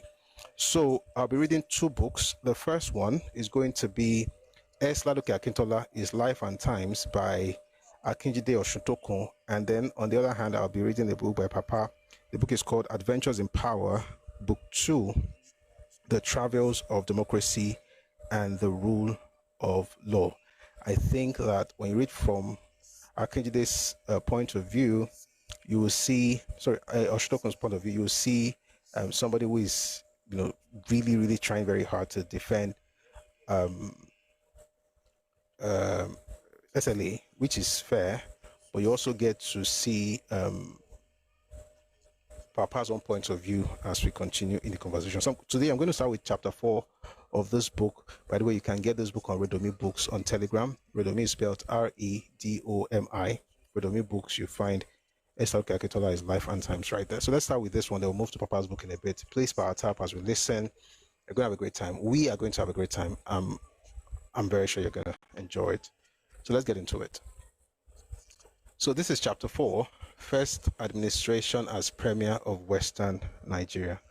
Please power tap. We have to. Thank you. So we can keep this thing going.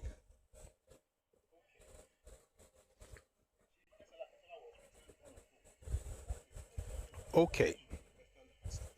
Chief Akintola was returned unopposed. That is, he was elected by acclamation to the Western House of Assembly in an election called in December 1959 after a loyal member of the Action Group withdrew to make room for the deputy leader. We already talked about how Akintola was in the federal parliament working with Tafa Balewa before he was recalled by Papa. And this happened because Awo said he had something called flashes of inspiration, which actually made him believe that he was going to become the prime minister. But in order to do that, he had to go into the federal parliament. And so he decided to resign his role or his position as the premier of the Western region, leaving that space to his deputy at the time, Akintola, who of course became deputy only because, only after Bode Thomas passed on. You know, he also used to be the deputy leader of Action Group until his demise, and then SLA took over. So now to become the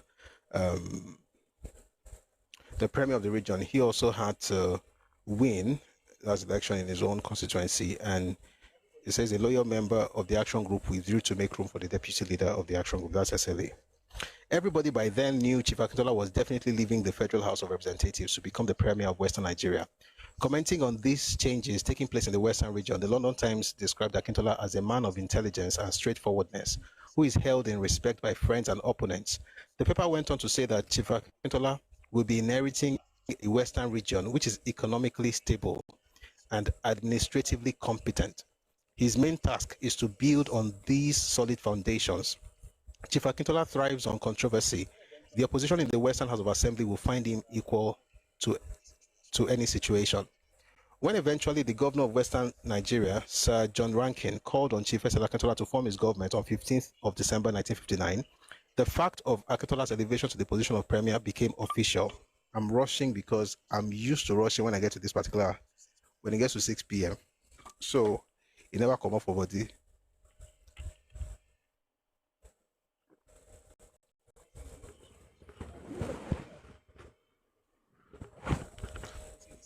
Someone says just 2 subscribers on YouTube. Yeah, I mean, I literally just talked about it.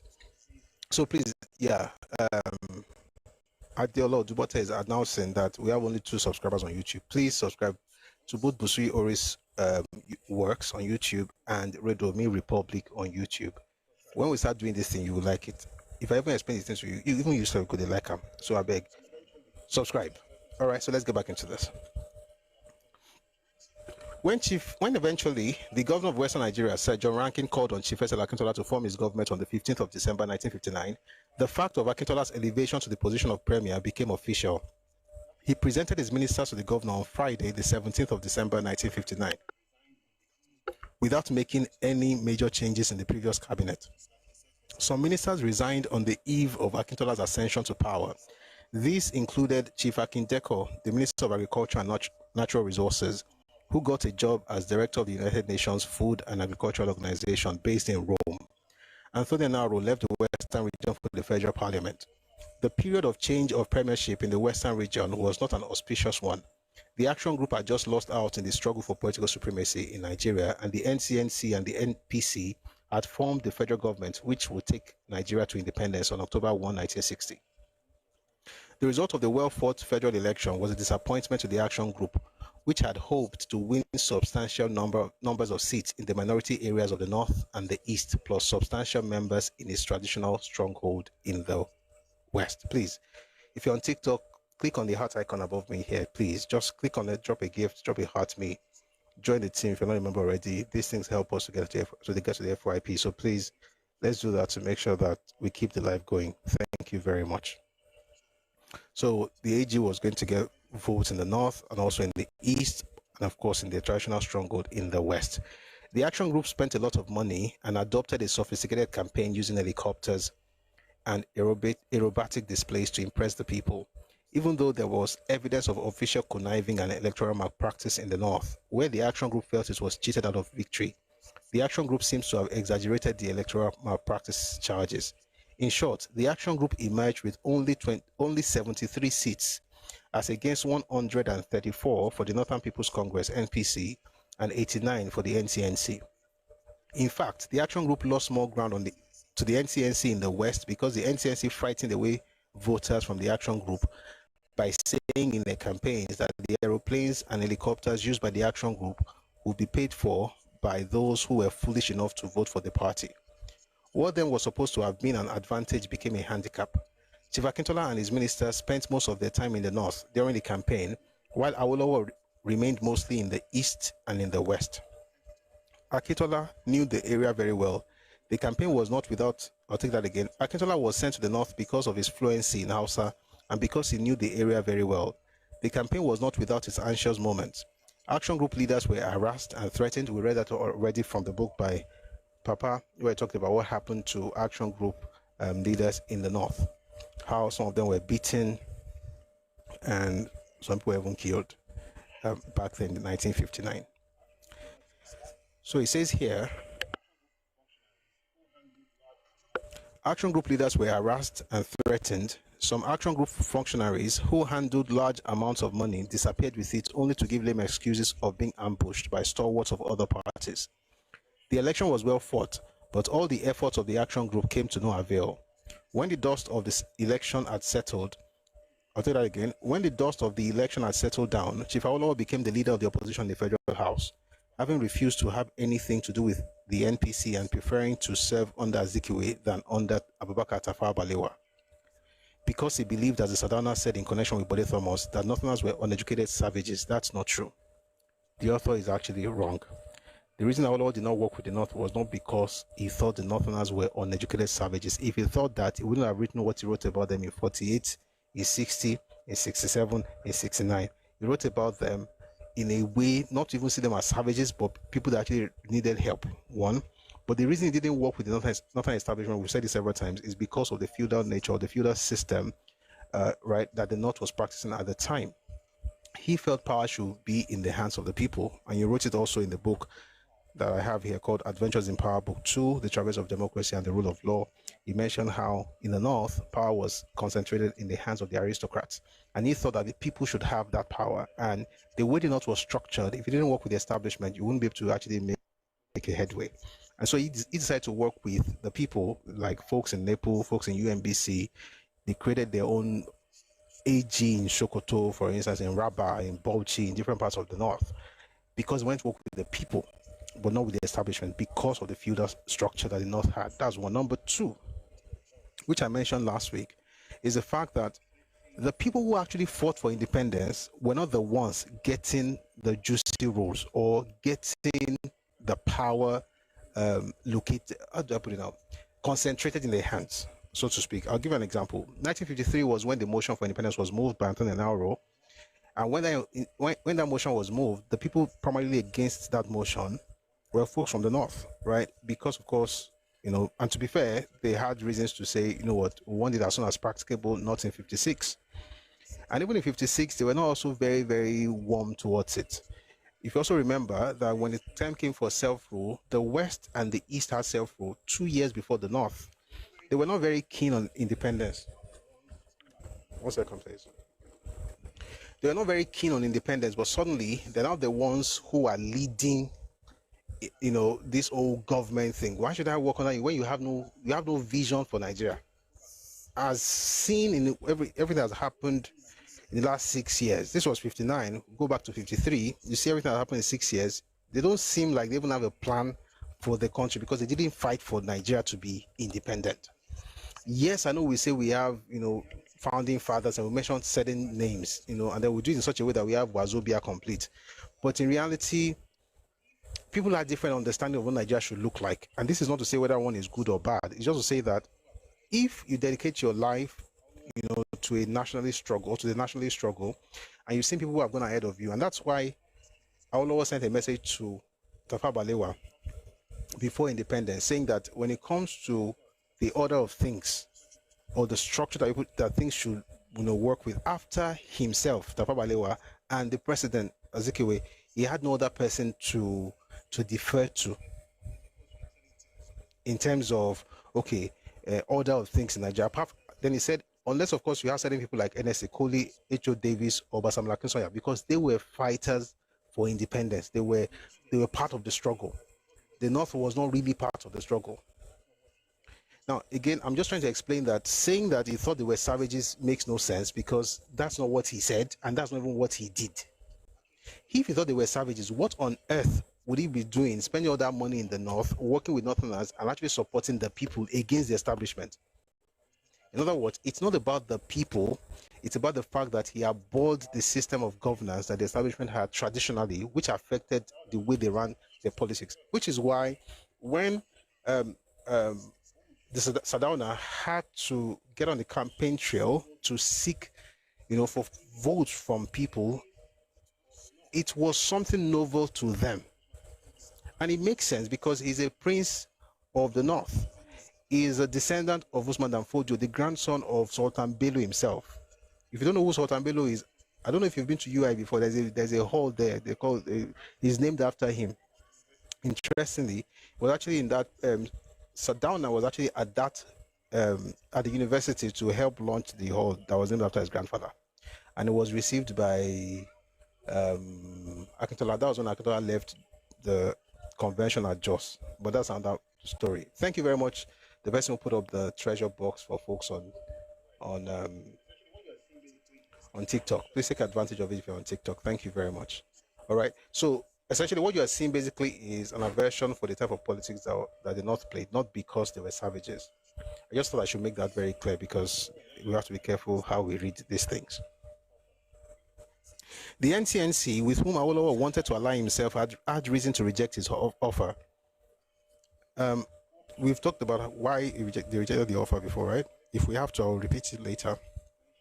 Cooperation with the NPC at the federal level since the end of 1954 had already created a coterie of influential pro-NPC leaders within the NCNC.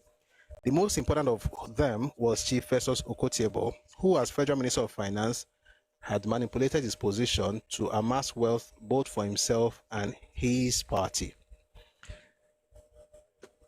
Let me quickly point out something, and I know that we have not gone into Akintola and Awolowo Buhari alone. The thing about books is that writers write based on what they know at the time, or what they are willing to let others know.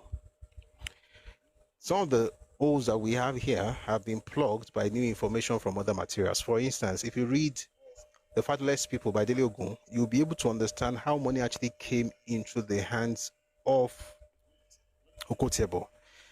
But I want to make sure that I actually read it, so that I'm not just going to put that in the air without actually substantiating it. Give me a second. Let me read something to you about how that actually occurred. Also, you know what? Let me just get the book so I can concentrate.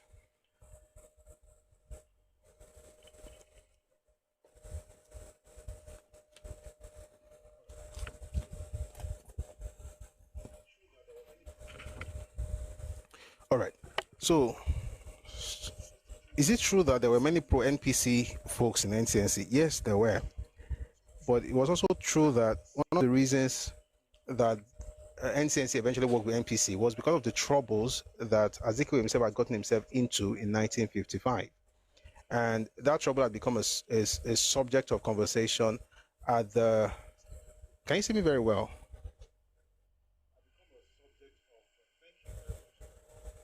Sorry about that.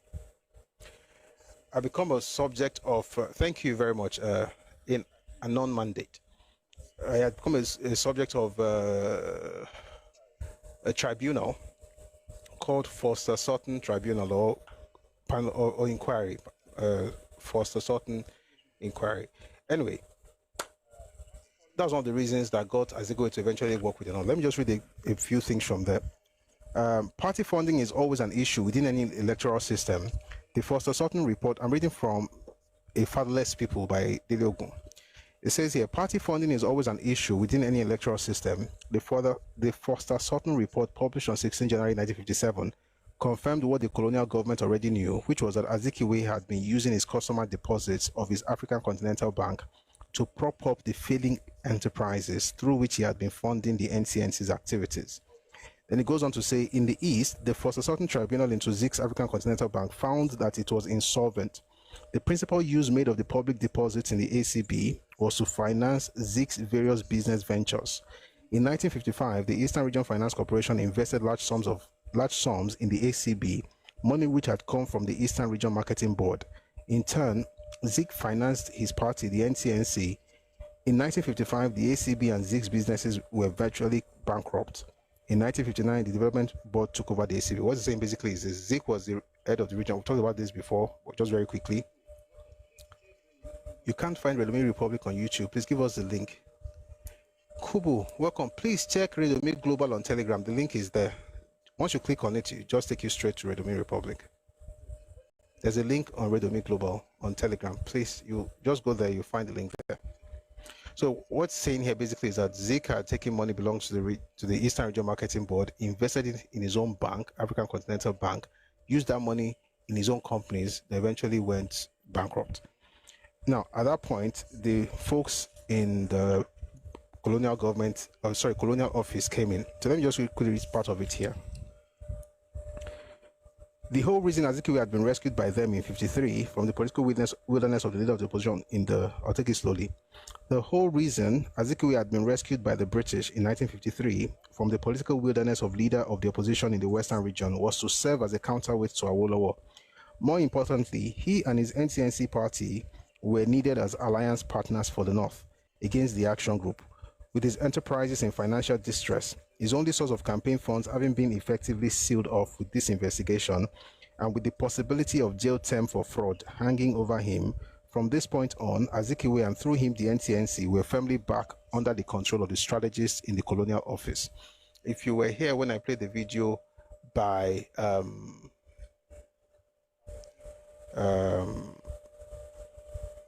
was going to say the name first for that point.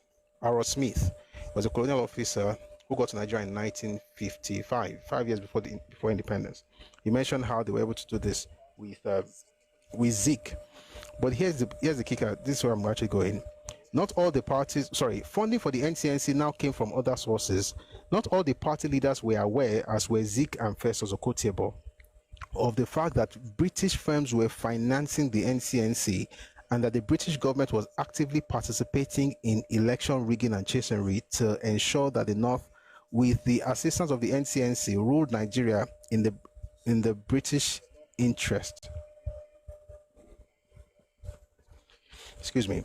To ensure that the North, with the assistance of the NCNC, ruled Nigeria in the British interest after independence. Okotiebo's ever-growing wealth allowed him to play an independent role in politics, even defying his own party when necessary. He financed the NCNC and was probably more powerful than Zik. So when this writer here mentions Okotiebo as having a lot of money and everything, people were saying was very corrupt. Everybody thought the money was coming from the government. But for the most part, that money was actually coming from merchant houses, British government, to ensure that they're actually able to get their man in there and to support what NCNC was doing. So at that point in time, it was the British Colonial Office that was funding the NCNC.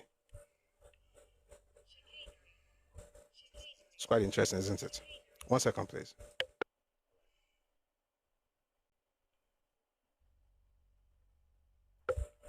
All right.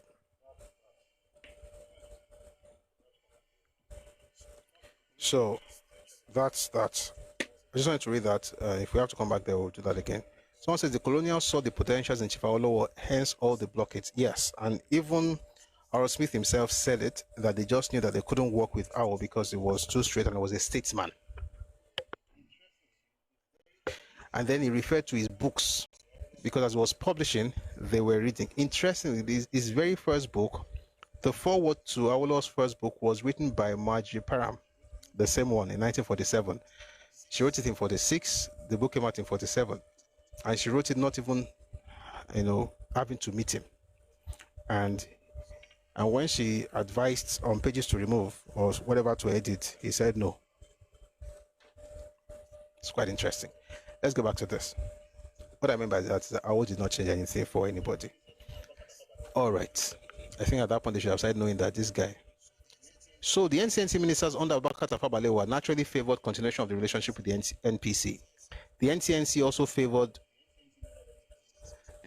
also regarded the action group as a worse enemy than the NPC. After all, the NCNC never went into any political competition with the NPC in the north, except indirectly through NEPO, whereas its local encounters with the action group in the non-Igbo East and more especially Lagos and the West were both bitter and embittering.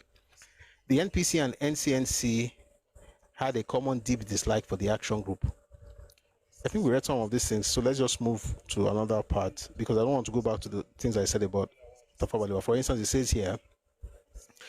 says that Tafawa Balewa wanted to work with Awo, but Awo said no. It says Tafawa Balewa, Chief Akintola later on disclosed that in his talk with Abubakar Tafawa Balewa, the action group was again offered a place in the national government, but the invitation was rejected by Chief Awolowo. We already mentioned why that happened. Let's move on very quickly. I'm going to jump some paragraphs because of time. After the premier had taken his seat, that's Akintola, Chief Adebiyi described him as a man of varied career who has been a teacher, a journalist, and a lawyer before his present exalted position as head of government. The new premier is known for his sincerity, loyalty to a cause, and assiduity. I'm going to move very quickly because of time.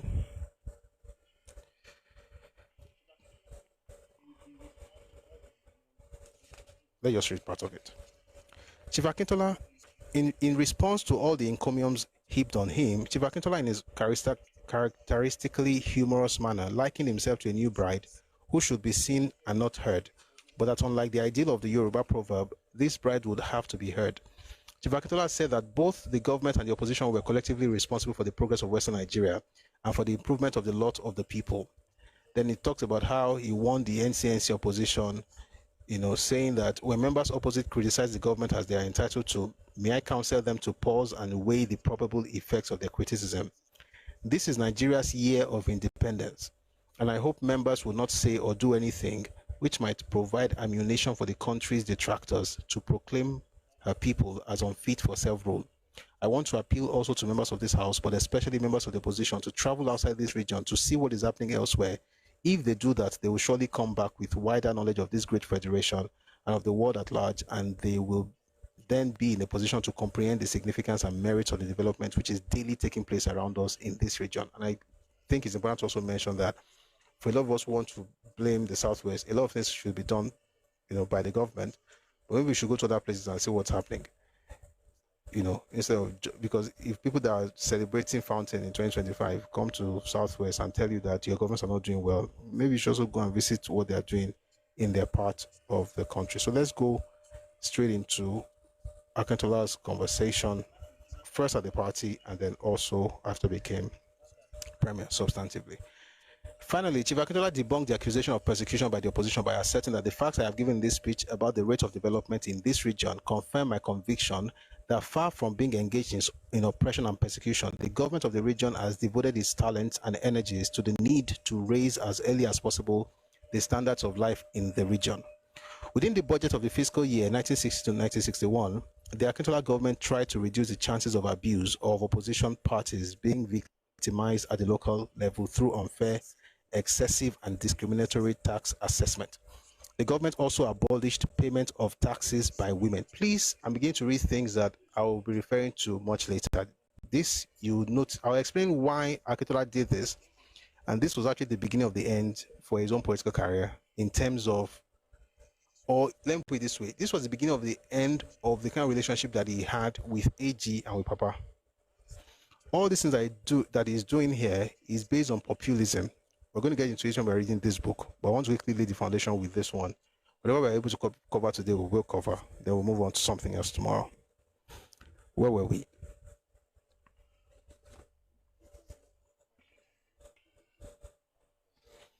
Okay.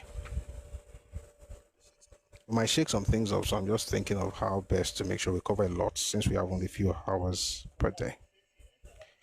All right. So what did Akintola do? Number one, it says here that Akintola government tried to reduce the chances of abuse or of opposition parties being victimized at the local level through unfair, excessive, and discriminatory tax assessment. The government also abolished payment of taxes by women, a very popular thing to do, but what really affected the party eventually. A decision which was very popular at the time because of the agitation against women paying taxes, since the measure was introduced during the dying days of Awolowo's last administration. Akintola also reduced the tax paid by those who were not under the payee, that's pay as you earn, thus granting relief to farmers who had suffered considerable diminution of their income because of the fall in the world market price of cocoa. This man is supporting Akintola. Everything he's saying here, I'll read it from the other perspective, from the government, from the party's perspective, and then you'll be shocked that he's not mentioning what really happened. But let's just continue. So he says here that yes, Akintola, said the women should not pay taxes again. Then he's talked about how, he granted relief to farmers who had suffered considerable diminution of their income because of the fall in the world market price of cocoa and the consequent reduction in local purchase price paid by the marketing board. During his first administration, his government had also been forced to ask local government authorities to assume more of the educational subsidy paid by the regional government towards secondary education. This was quickly passed down to the parents and guardians of students with consequent hardship, but the tax relief seems to have sweetened this series of bitter pills.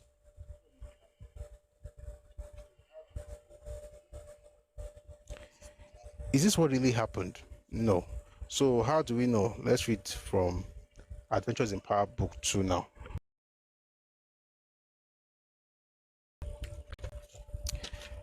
I'm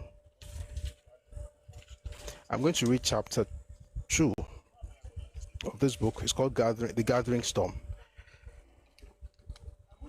Why am I rushing? It's too late now. We're ending at 8 p.m. Abby. I'm moving like we're going to end at 7. But so calm down. I'm acting like we're going to have to end in the next. Yes. Nibao.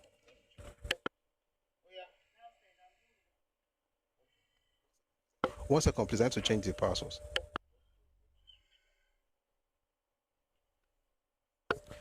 The song might go off any minute just to be able to switch back.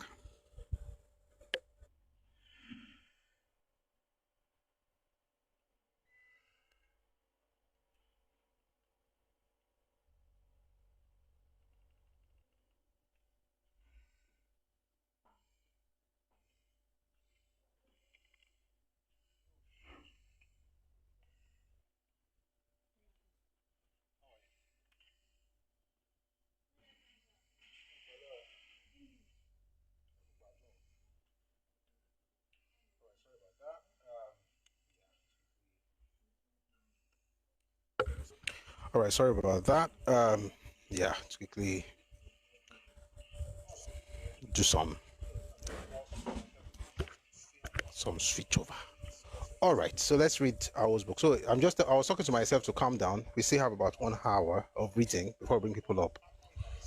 Oh, this is going to be good. This is Awolowo speaking.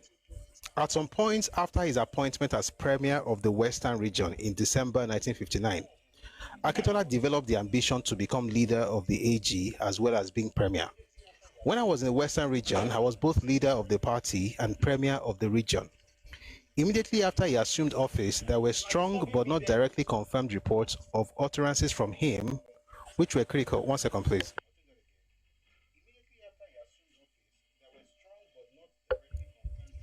I'll take that again. Immediately after he assumed office, there were strong but not directly confirmed reports of utterances from him, which were critical of and derogatory to my administration. How do I know that? Look at the word that Akintola Shudokun used here. Let me read it again. It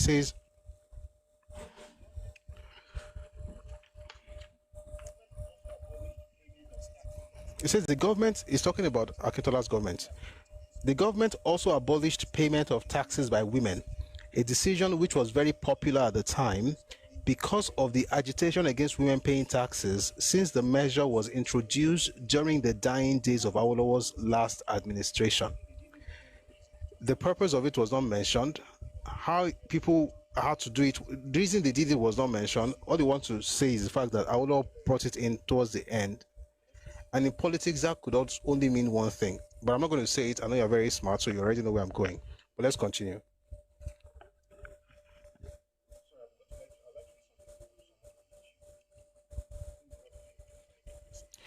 Sorry, I'd like to read something from someone on YouTube. His name is Olagunju Emmanuel Ayobode. He says, the writer is my uncle from my father's side, and he wrote what he wrote because his elder brother was a commissioner in the Western Region government. Who was a commissioner in the Western Region government, fell out with Awolowo and aligned with Akintola. Guys, I have to do something, please. There's something I did not say all this while. Somebody finally said it.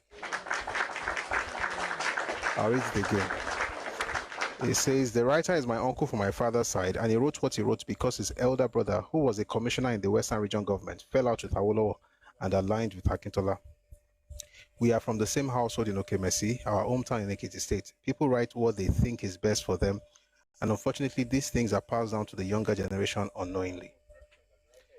The context, the frame of reference that the writer is using when they are writing is very, very important. People can write about the same thing, and one person allows something else to make him write something. So what he just said briefly, when it was popular at the time, we'll read it here, and then you can now judge for yourself, because of course we're very smart. We'll be able to put the two together. That's the best way to actually read history. So let's go to Awolowo's book. By the way, thank you very much, Mr. Lagunju on YouTube, for that comment. I really appreciate it. Back to Papa now.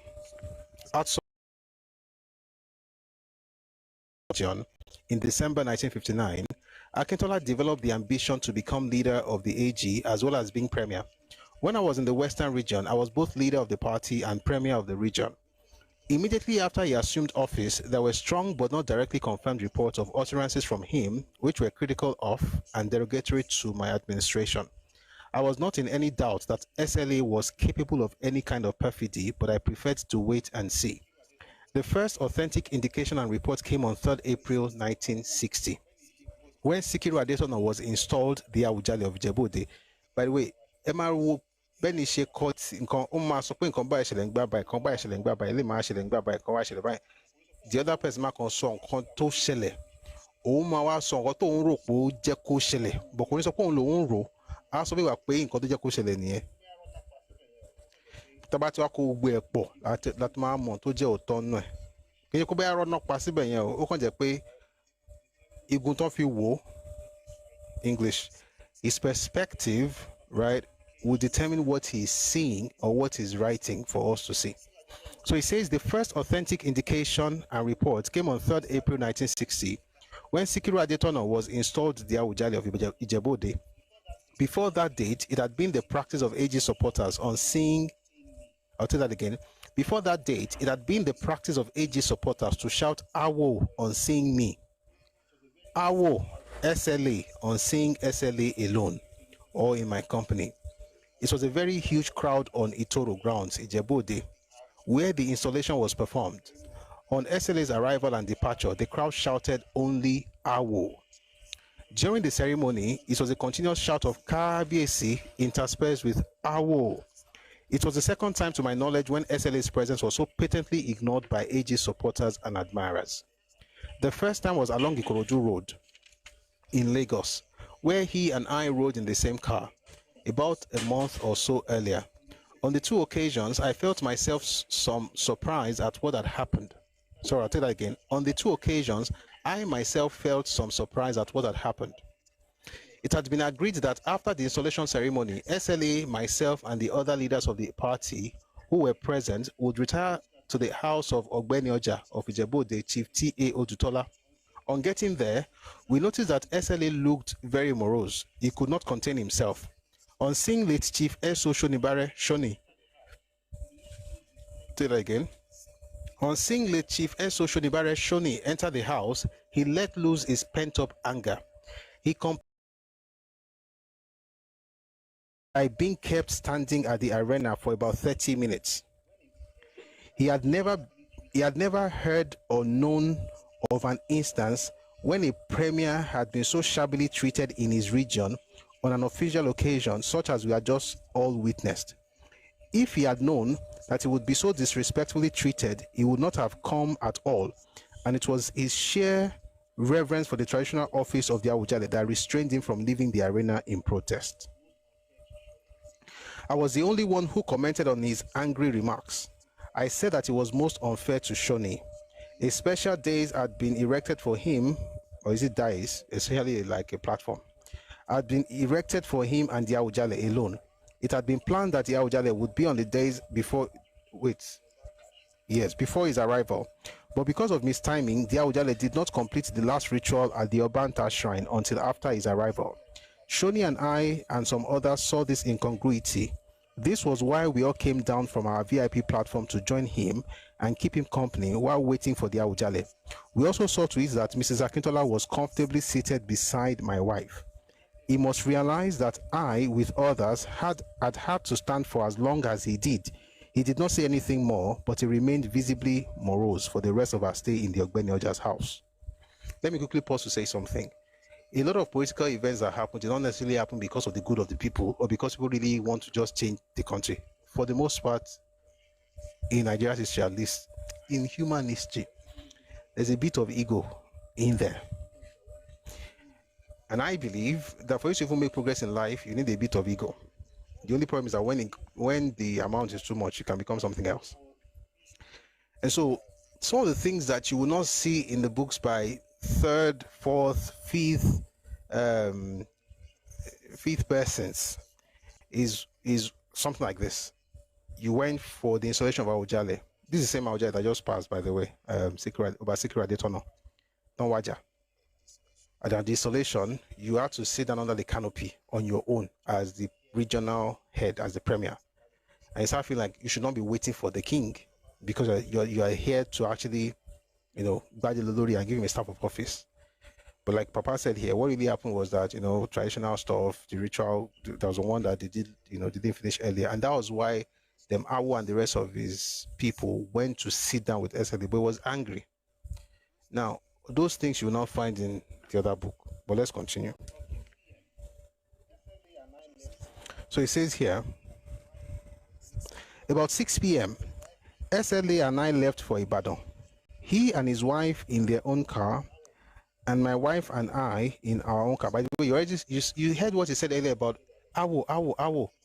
It gets worse, the old Awo thing. And then when we get there, I'll explain what again. So this is driver to driver talk, and which rationally explained SLA's attitude. Whilst we were with the Ogbeni Oja,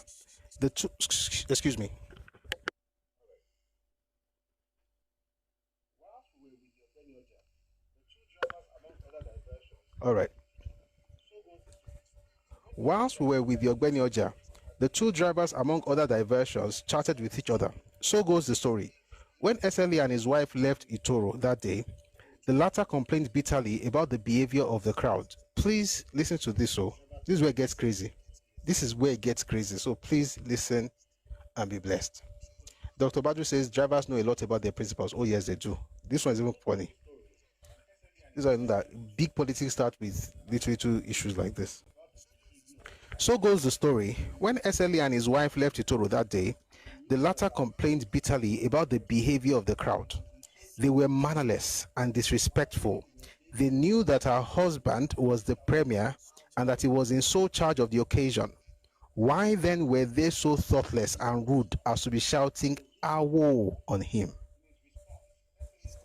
This kind of unseemly behavior must stop, and he must do something about it. In his response, SLA said that the crowd were extremely discourteous. They had treated him with contempt by shouting "Awo" on him. That was not the first time that this kind of thing had happened since he became premier. Indeed, he was determined to do something about it without further delay.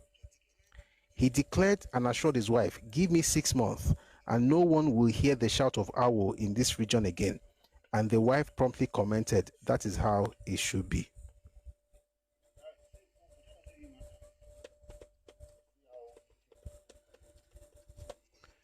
Without say, "Oh, but that doesn't really matter." wait, you will see how the thing will enter now.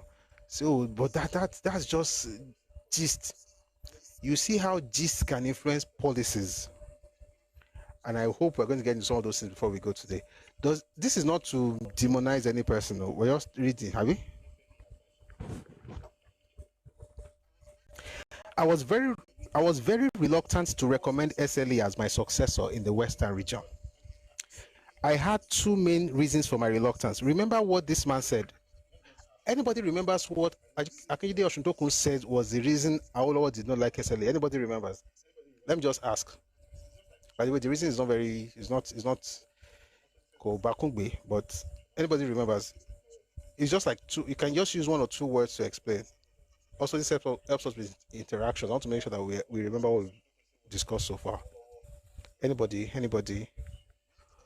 What did Akintola Osuntokun say was the reason Awolowo did not like, God bless you, did not like SLA? Mark Blaze just wrote it. He said because it was Oyo Yoruba. Now, I've said it, that is wrong. It is wrong. It's wrong because the reason Awolowo created Egbe Omoduduwa in 1945 was so that there would be no dichotomy or no divisions among the different tribes of the Yoruba nation or Yoruba people, right? And that the person who was his deputy before his death was literally an Oyo man, Bode Thomas. So how could he have loved Bode Thomas that much whilst he was Oyo, and he now hates the idea of SLA just because he was an Oyo man?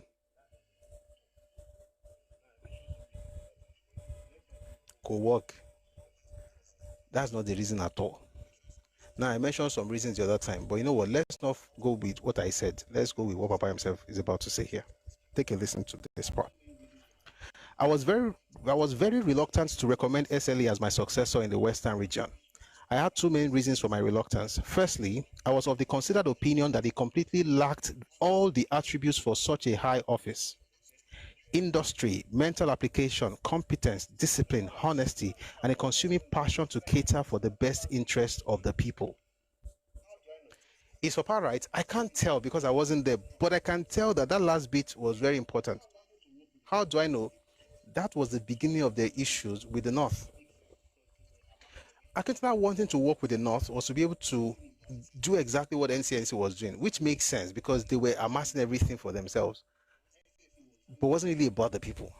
It was like, let's also be part of it. Because, see, what the NCNC was doing at the time is what area non-Jensen. What is Jeon show you are. They've eaten the children's food while the kids were still in their womb. In other words, they've eaten the future.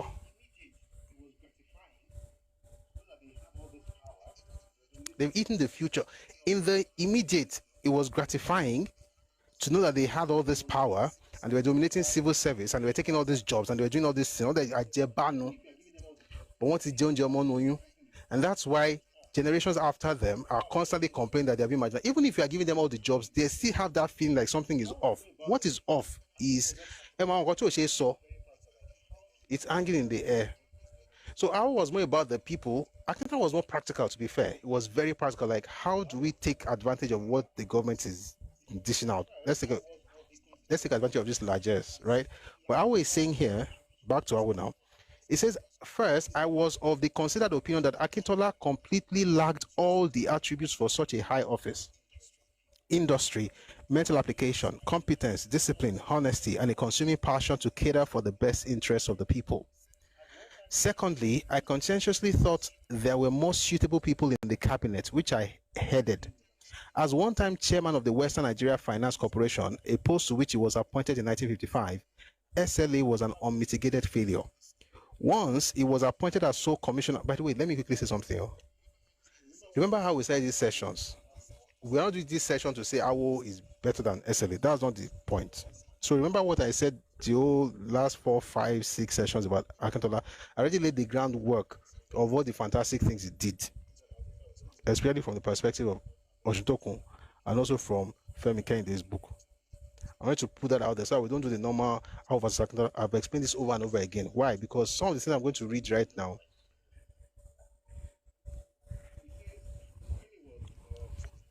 we'll show the other side. Let me just put it that way. So he says when he was the chairman of the Western Nigeria Finance Corporation, a post to which he was appointed in 1955, SLA was an unmitigated failure. Once, he was appointed as sole commissioner to inquire into the remunerations of chiefs and make recommendations within 3 months. After 6 or more months, SLA had conducted no inquiry and had made no recommendations. After I had invited him for a discussion on his tardiness and lack of performance, he interviewed 1 or 2 chiefs in Ondo province and submitted a report which covered a few pages of foolscap and was thoroughly worthless. The government, however, was working towards a deadline, and so when SLA's report was not forthcoming, Chief Rotimi Williams, who was Minister for Local Government and Chieftaincy Affairs, came with a bright suggestion that in the absence of SLA's report, he, Williams, should be allowed to submit recommendations to the Executive Council. He would base such recommendations on the facts available in his ministry. In order to meet our deadline, I quickly agreed to his suggestion. Someone says, this book was published after he came out of prison. It was in was the year that he was even buried. It was in 1987. This book was published in 87. Oh, this is book 2. Book 1 was published in the 60s. Right? You don't ask question now, so I have to look for it. It's here, don't worry. As you are thinking it, as you are thinking it, I'm hearing it.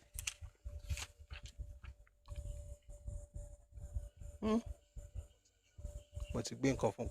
Oh, sorry. That was Thoughts on the Nigerian Constitution. This one is Adventures in Power. What's it be for now? So no, the book was published in 87. I was thinking of Thoughts on the Nigerian Constitution. That was in 66 or 69, thereabout. Anyway, this book was published in 87. Let's continue. So what he's saying basically is I was supposed to do some work. People could say the jabs on SLA was after his demise. Well, the jabs on Awolowo was after his demise. And to make matters interesting, one of the things I like Awo's account is that he mentioned names, not name. That's how you know the person who was actually a witness. This is the first person account. He's saying FRA did this person did. In other words, backbone, you can corroborate from those other people. And they were alive. And so you can't chalk it down to say, which, I mean, to be fair, if without referring to others, the argument would stand, to be honest. All right, let's go on. So Chief Rotimi Williams came to the rescue on this particular occasion. Akintola no doubt knew of my reluctance to agree to the advice tendered to me by Alhaji Eso Gbadamosi and Dr. Akintola. These are people for whom I had, and in the case of Alhaji Gbadamosi, still have great respect. But it took them more than 18 months before they succeeded in securing my concurrence. In the course of the protracted lobbying, they no doubt reported to SLA the efforts they had been making. I gave them in strict confidence the 2 reasons which I stated above for not wanting to succeed me. Again, he mentioned Doherty and Gbadamosi. Interestingly, Eso Gbadamosi was Akintola's student. Right? Now, the funny thing is that when you read Oshotoko's book, he's not quoting anybody. He was not there, by the way. He was not part of it, but he's not quoting anyone. Especially in things like this. But the people who are there are saying that these are the 2 reasons I gave them, and this is what they were supposed to do. So you can't. I like the fact that he's quoting people essentially and he's naming names. So he says here, it took more than 18 months before they succeeded in securing my concurrence. In the course of the protracted lobbying, they no doubt reported to SLA the efforts they had been making. I gave them in strict confidence the two reasons which I stated above for not wanting him to succeed me. It was not unlikely that they had told him, without revealing the particulars, that I had grave objections to his candidature. Their only grounds for backing his candidature was that he was a deputy leader and therefore the best qualified from the point of view of our party's constitution. Because of the persistence of Alhaji Gbadamosi and Dr. Doherty and the deference I had for them, I evolved a formula for his acceptance, which would in no way compromise my candid assessment of him. Accordingly, on 6th July 1959, I arranged a meeting in my house at Ibadan, to which the following three were invited: Chief S. Akintola, Alhaji S. Gbadamosi, and Chief Ayotunde Rosiji. On 7th July 1959, I recorded the gist of what transpired at the meeting in paragraphs 2 and 3, and at pages 47 to 51 of what was known as Exhibit G at the treasonable felony trial as follows. My successor. Here's what that has to say. During the past few months, Chief S. Akintola, my deputy, has been exerting influence and pressure through Dr. Doherty and Alhaji Gbadamosi. What you also see here, what you see here? What you see here is the fact that Akintola wanted to be that. What Oshotokun is showing is that Akintola was busy at the federal parliament. Now say, yeah, come on and do this thing. Awolowo Kuku say he wants to leave. What you see in these two things is that there is truth in both of them, but one is not giving us the complete truth. Oshotokun is saying that, he was in federal parliament, he was busy doing fantastic things, and then there was a vacuum at home, he has to just come back. That's not what really happened. What is true in what Oshotokun said is the fact that Awolowo was the one who wanted to go to the center. That is true. It wasn't like he was forced. Awo wanted to go. Awo talked about going. But Awo didn't want him to be the person in charge, but he was lobbying using Gbadamosi. That's Gbadamosi. That's the person whose house in the Ikorodu was used for the meeting between Akintola and Tafawa Balewa in 57. Anyway, the point is, he was exerting influence or exerting pressure on Papa through Gbadamosi and Doherty.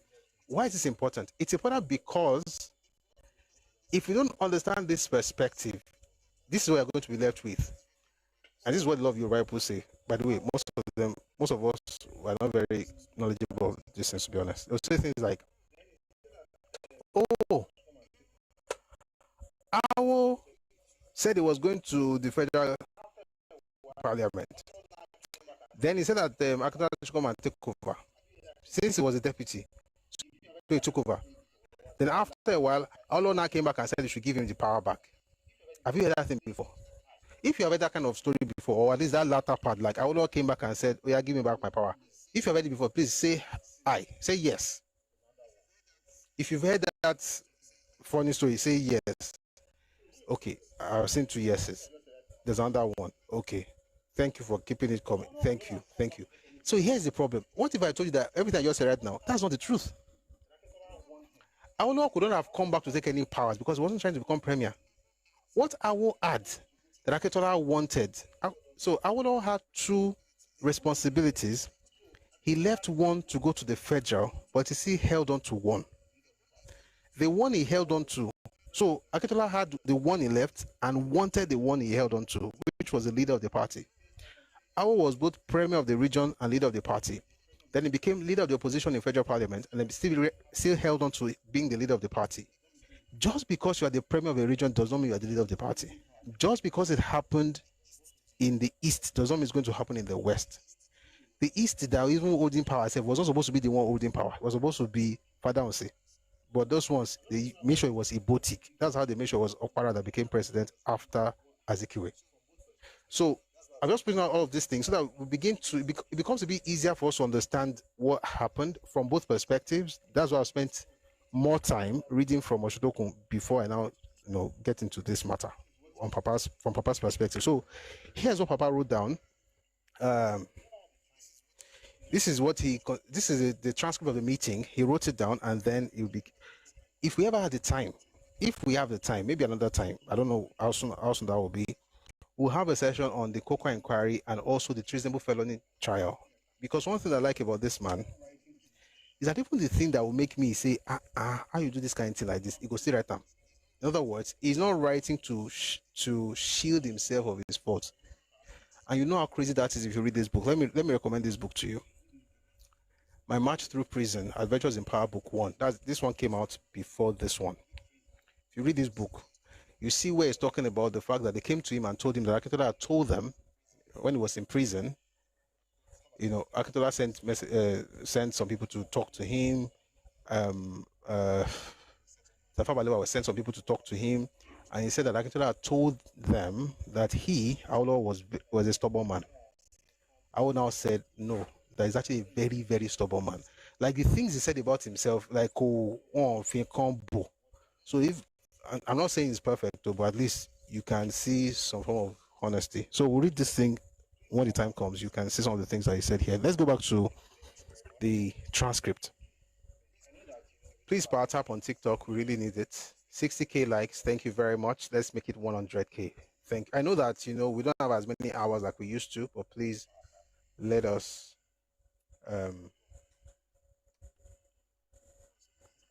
power tap. Thank you. Let's go on. This is Papa. My successor. During the past few months, Chief Akintola, my deputy, has been exerting influence and pressure through Dr. Doherty and Alhaji Gbadamosi with a view to securing my agreement that he should be my successor as Premier of the Western Region. He wanted an early decision and immediate election into the Western House of Assembly for reasons which are absolutely untenable. In any case, I myself, you know what, I'm going to start this thing again. Hello, how are you, brother? On board.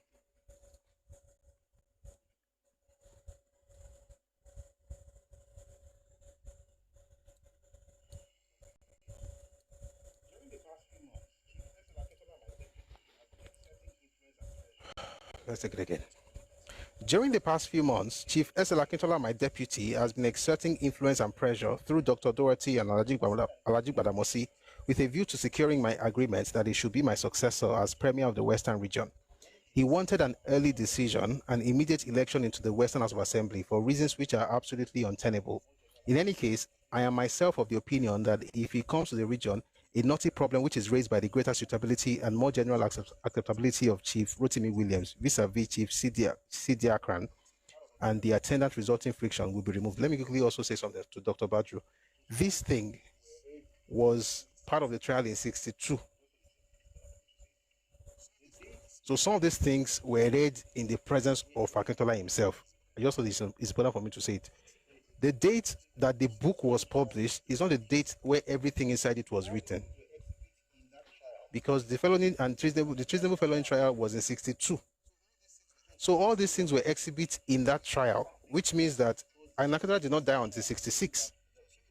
So some of the things that he put in here are things that were discussed during that trial, which meant that the people concerned were still alive to hear his thoughts on the matter. So when he was saying that Akintola was trying to pressure him to become the leader, Akintola was still alive. This was at least 4 years before Akintola passed.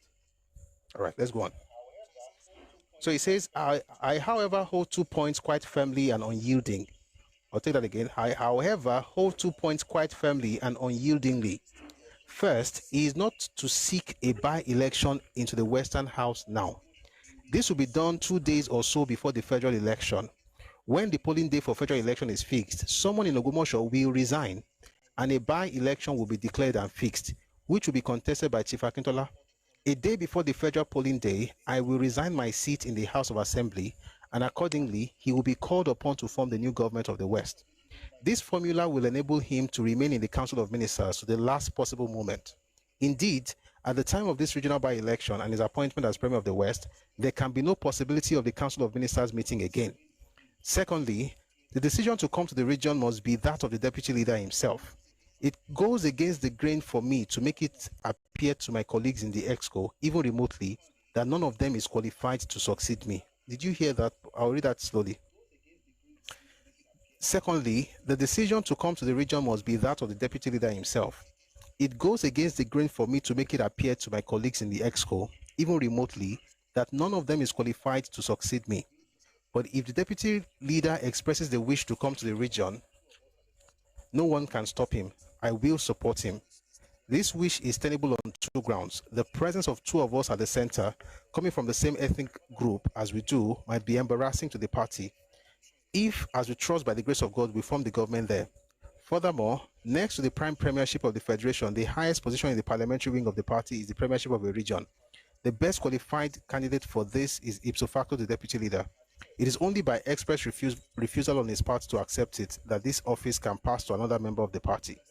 At first, Chief Akintola was reluctant to accept my first point. Eventually, he and Alhaji Gbadamosi, who was present, agreed to both points. Mr. Ayorosiji agreed in toto, and without hesitation, he too was at the meeting in my place on 6th July 1959.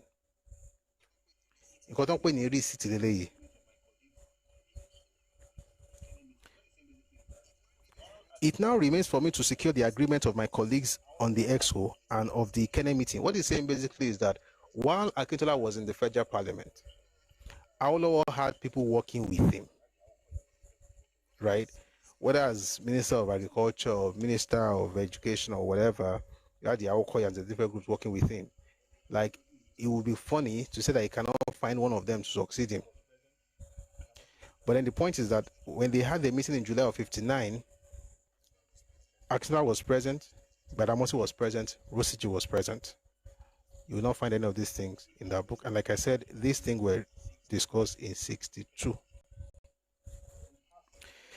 It now remains for me to secure the agreement of my colleagues on the EXCO and of the Kennel meeting.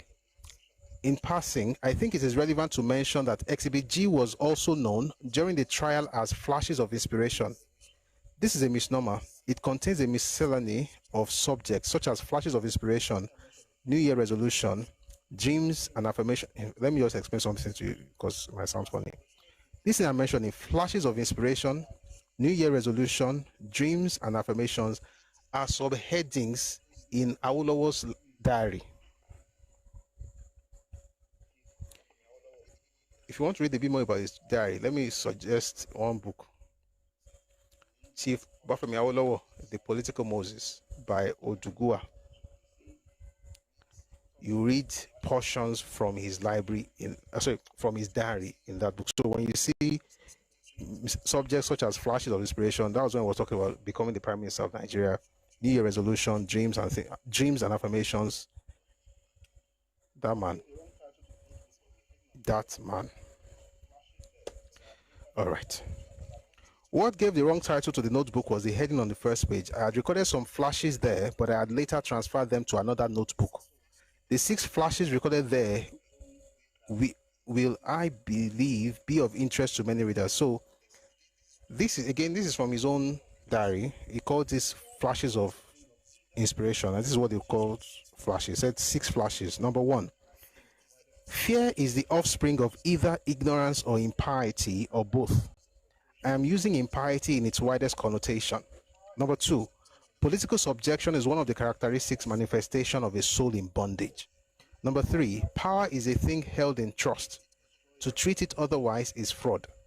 Number 4, political power has in it an ingredient which destroys those who have sought and attained to it by dishonest means and for personal gains. Number 5, those who do evil do harm to no one but themselves. In the time of harvest, they alone will reap what they have sown. Number 6, contest is the essence of growth and survival. These are quotes that he just wrote, in his own diary. At the Parliamentary Council meeting, which I held on 4th November 1959, I said no more than I had told SOG and others at our private meeting. I omitted references to Chief Williams and Oba Akran. When I gave my valedictory in the Western House of Assembly on 5th November 1959, I said among other things as follows: as I leave this honorable house, this particular one is also funny, please pay attention. As I leave this honorable house, certain things give me great satisfaction and confidence as to the future of this region. Firstly, I am leaving behind a team of ministers whose competence and sense of duty are undoubted, a fair-minded and proficient speaker, and a body of legislators whose patriotism has never been in question. Secondly, the team of ministers is going to be led by a colleague whose wise counsels and advice have been of great help in my conduct of the affairs of this region. Here's the funny part. I learned later that SLA was not pleased with my remarks concerning him at the Parliamentary Council meeting and in the House of Assembly. He had expected at any rate in public, whatever might be my private opinion of him, something direct, that is, mentioning him by name. In other words, when Papa was talking in the Parliament, he referred to him, but he didn't mention his name. How did he refer to him? He says, secondly, the team of ministers is going to be led by a colleague whose wise counsels and advice have been of great help to me in my conduct of the affairs of this region. In other words, he's talking about him, but he didn't mention his name. SLA didn't like that, and I think it's fair. So he says, I learned later that SLA was not pleased with my remarks concerning him at the Parliamentary Council meeting and in the House of Assembly. He had expected at any rate in public, whatever might be my private opinion of him, something direct, that is, mentioning him by name, and more eulogistic. But that was all I could permit myself to say, truthfully, about Akintola. He was very versed in Osun affairs. His knowledge of the culture, psychology, history, and mores of the Yoruba people of the old Oyo province was superb. I attached great value to his political advice and judgment in so far as the old Oyo province was concerned. He knew little of the other parts of the country. When he says country, he's talking about Yoruba. Indeed, he had veiled contempt for the non-Oyo Yoruba, profound detestation for the Igbo, and a fulsome and fawning admiration for people of the Hausa, Fulani stock.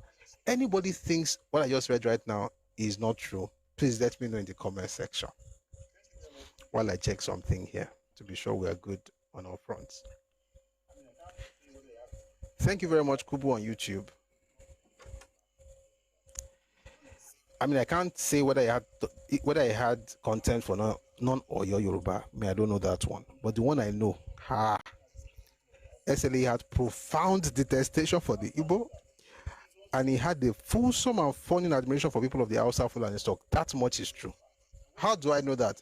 His own speeches. Maybe not tonight. Maybe the next class. I'm going to play some of Akintola's speeches. You will hear it.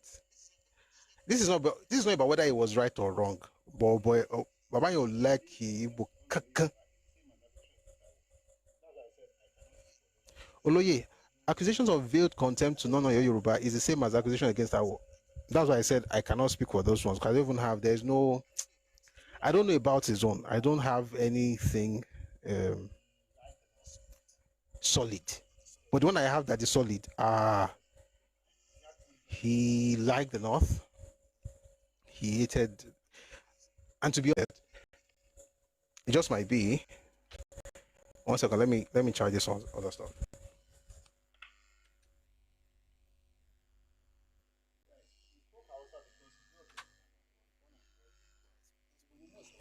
Yeah. It's a Gomosho people travel a lot. So you could speak Nupe as well. You could speak Hausa, you could speak Nupe, you could speak Yoruba, you could speak Igbo. Let me not tell you what I've learned about Yoruba people that can speak Igbo. There's a way they see Igbo differently. Let me just say it that way. Someone says it detested the Igbos leading our two great universities. It's not even about the universities. See, that video, if you ever heard the audio, it's not even about that one. It's about the fact that it's the mindset of the Igbos that actually made him just look at them that way. It's that mindset that propels them to do that kind of thing that they were doing. The terrible mindset, by the way, just to be clear. And that's why I said we also have to be very careful not to throw the baby away with the bathwater and say, Akintola is bad, Akintola is bad. When the time comes, you know what? Should we do it now?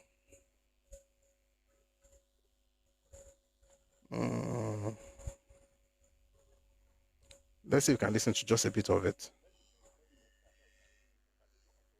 Or maybe let's do next class so we can read this thing. Can they become too solid? So when we're having a recap, I'll then play it so that way I don't want to break this. Anyway, I have evidence that SLA had profound detestation for the Igbo and a fawning admiration for people of the Hausa Fulani stock. And I think with the benefit of hindsight, that Awo, even if he didn't have detestation for the Igbo, should not have cared for them like he did. My opinion. I think Awo, even if he didn't have detestation for the Igbo, should not have cared for them like he did. Because what did he get from it? They stoned him. They stoned him. They planned to kill him. The whole thing leaked out and then was reported to the police, and then the police now reported it to the commissioner at the regional level in Midwest. So when I think about the things they did to him while he was alive, I don't know. I know why, but I don't think it was necessary, to be honest. Our generation now has to clean all that mess. Because with all he did, now say lie and they lie about them. They go just lie, cause some. And their parents did not even do for them as much as what he did for them. But they'll still curse him out. They cursed him out in his lifetime. They are cursing him out right now. They will always curse him out because no matter what you say, they will see him as evil. Meanwhile, he was the best thing to happen to those people. In this matter, Akintola was right. When we come back, maybe the next class we have, I promise I'm going to play Akintola's speech. Let's just go on with the teaching with the reading for now. So he says that Akintola was very, knowledgeable about the old Oyo province and the Osun division, but he knew little of the other parts of the country.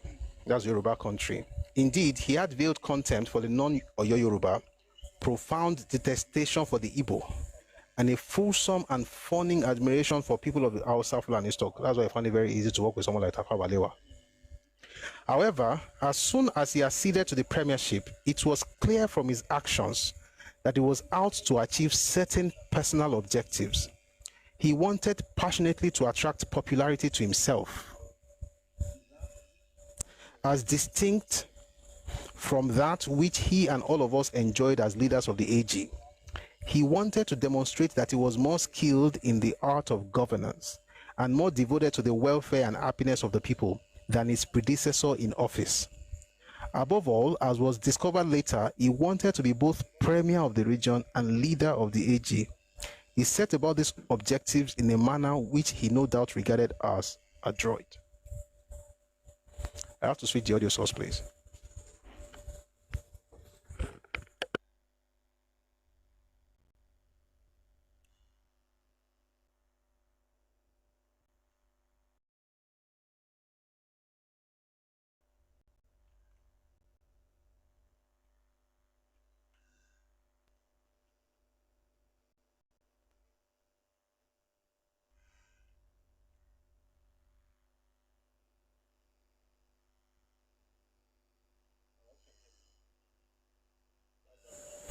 All right, who can hear me now? Background bow. It's not about the background, it's about the audio source. All right, let's go on. So, why is this important? Remember what we read from Oshodokun's book. Let me read again what we read. Let me see. Okay, we'll read part of it before we go. Let me first read what Oshodokun said so that I can put it side by side. Oshodokun said, the government of Akintola also abolished payment of taxes by women.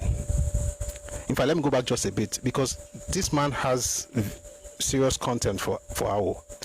He says, within the budget of the fiscal year 1960 to 1961, the Akintola government tried to reduce the chances of abuse or of opposition parties being victimized at the local level through unfair, excessive, and discriminatory tax assessment. What is he saying here?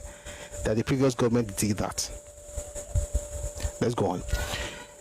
The government also abolished payment of taxes by women, a decision which was very popular at the time because of the agitation against women paying taxes, since the measure was introduced during the dying days of Awolowo's last administration. Akintola also reduced the tax paid by those who were not under the payee, that's pay as you earn, thus granting relief to farmers who had suffered considerable diminution of their income because of the fall in the world market price of cocoa and the consequent reduction in the local price paid by the marketing board. This is not what happened. This will make people like you, by the way, if you're a politician. Remove all the taxes until you can't govern them because there's no money anymore. Populism will get able to like you in the interim, like in the short term, But in the long run, on the long run, they'll curse you out.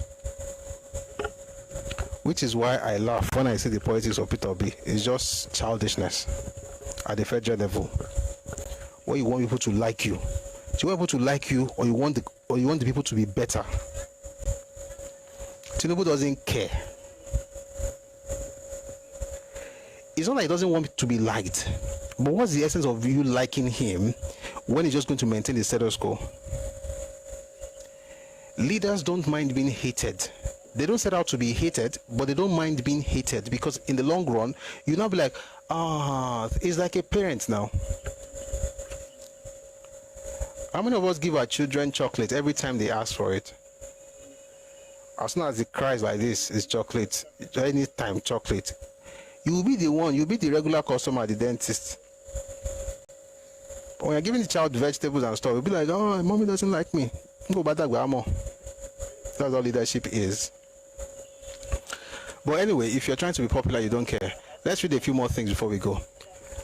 It says, however, as soon as Akintola acceded to the premiership, it was clear from his actions that he was out to achieve certain personal objectives. He wanted passionately to attract popularity to himself, as distinct from that which he and all of us enjoyed as leaders of the AG. He wanted to demonstrate that he was more skilled in the art of governance and more devoted to the welfare and happiness of the people. Populism. More devoted to the welfare and happiness of the people than his predecessor in office. Above all, as was discovered later, he wanted to be both premier of the region and leader of the AG. I know I've read this before, but it's important to repeat it. Why? Because that was the real issue between them. You cannot become leader of the group.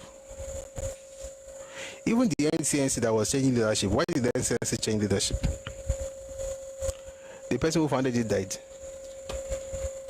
The one who took over became president. This man that we're talking about, Awolowo, did not take over the party from another person. He formed it. And just because you are now, it's like becoming the governor of your state and saying that you want to become the chairman of the party. Like what's happening right now. There's the chairman of APC, there's the president. The president can influence it, but he cannot become it. It's different from the parliamentary system anyway, but the point is that there was no law that the premier also had to double as the leader of the party. If you're on TikTok, please power tap. Sometime in January 1960, during his first month in office as premier, Akintola told me, please pay attention to what I'm about to read. Please pay attention. I could say this without reading it, but I want to read it because I want you to hear it from the horse's mouth. Please pay attention, all right? Sometime in January 1960, during his first month in office as premier, Akintola told me rather casually that he was thinking of reducing rates and taxes in the region, the one that Oshodoko was praising. Emagbo. And Oshodoko is okay to do what he's doing. I'm not saying he's wrong. The action is correct.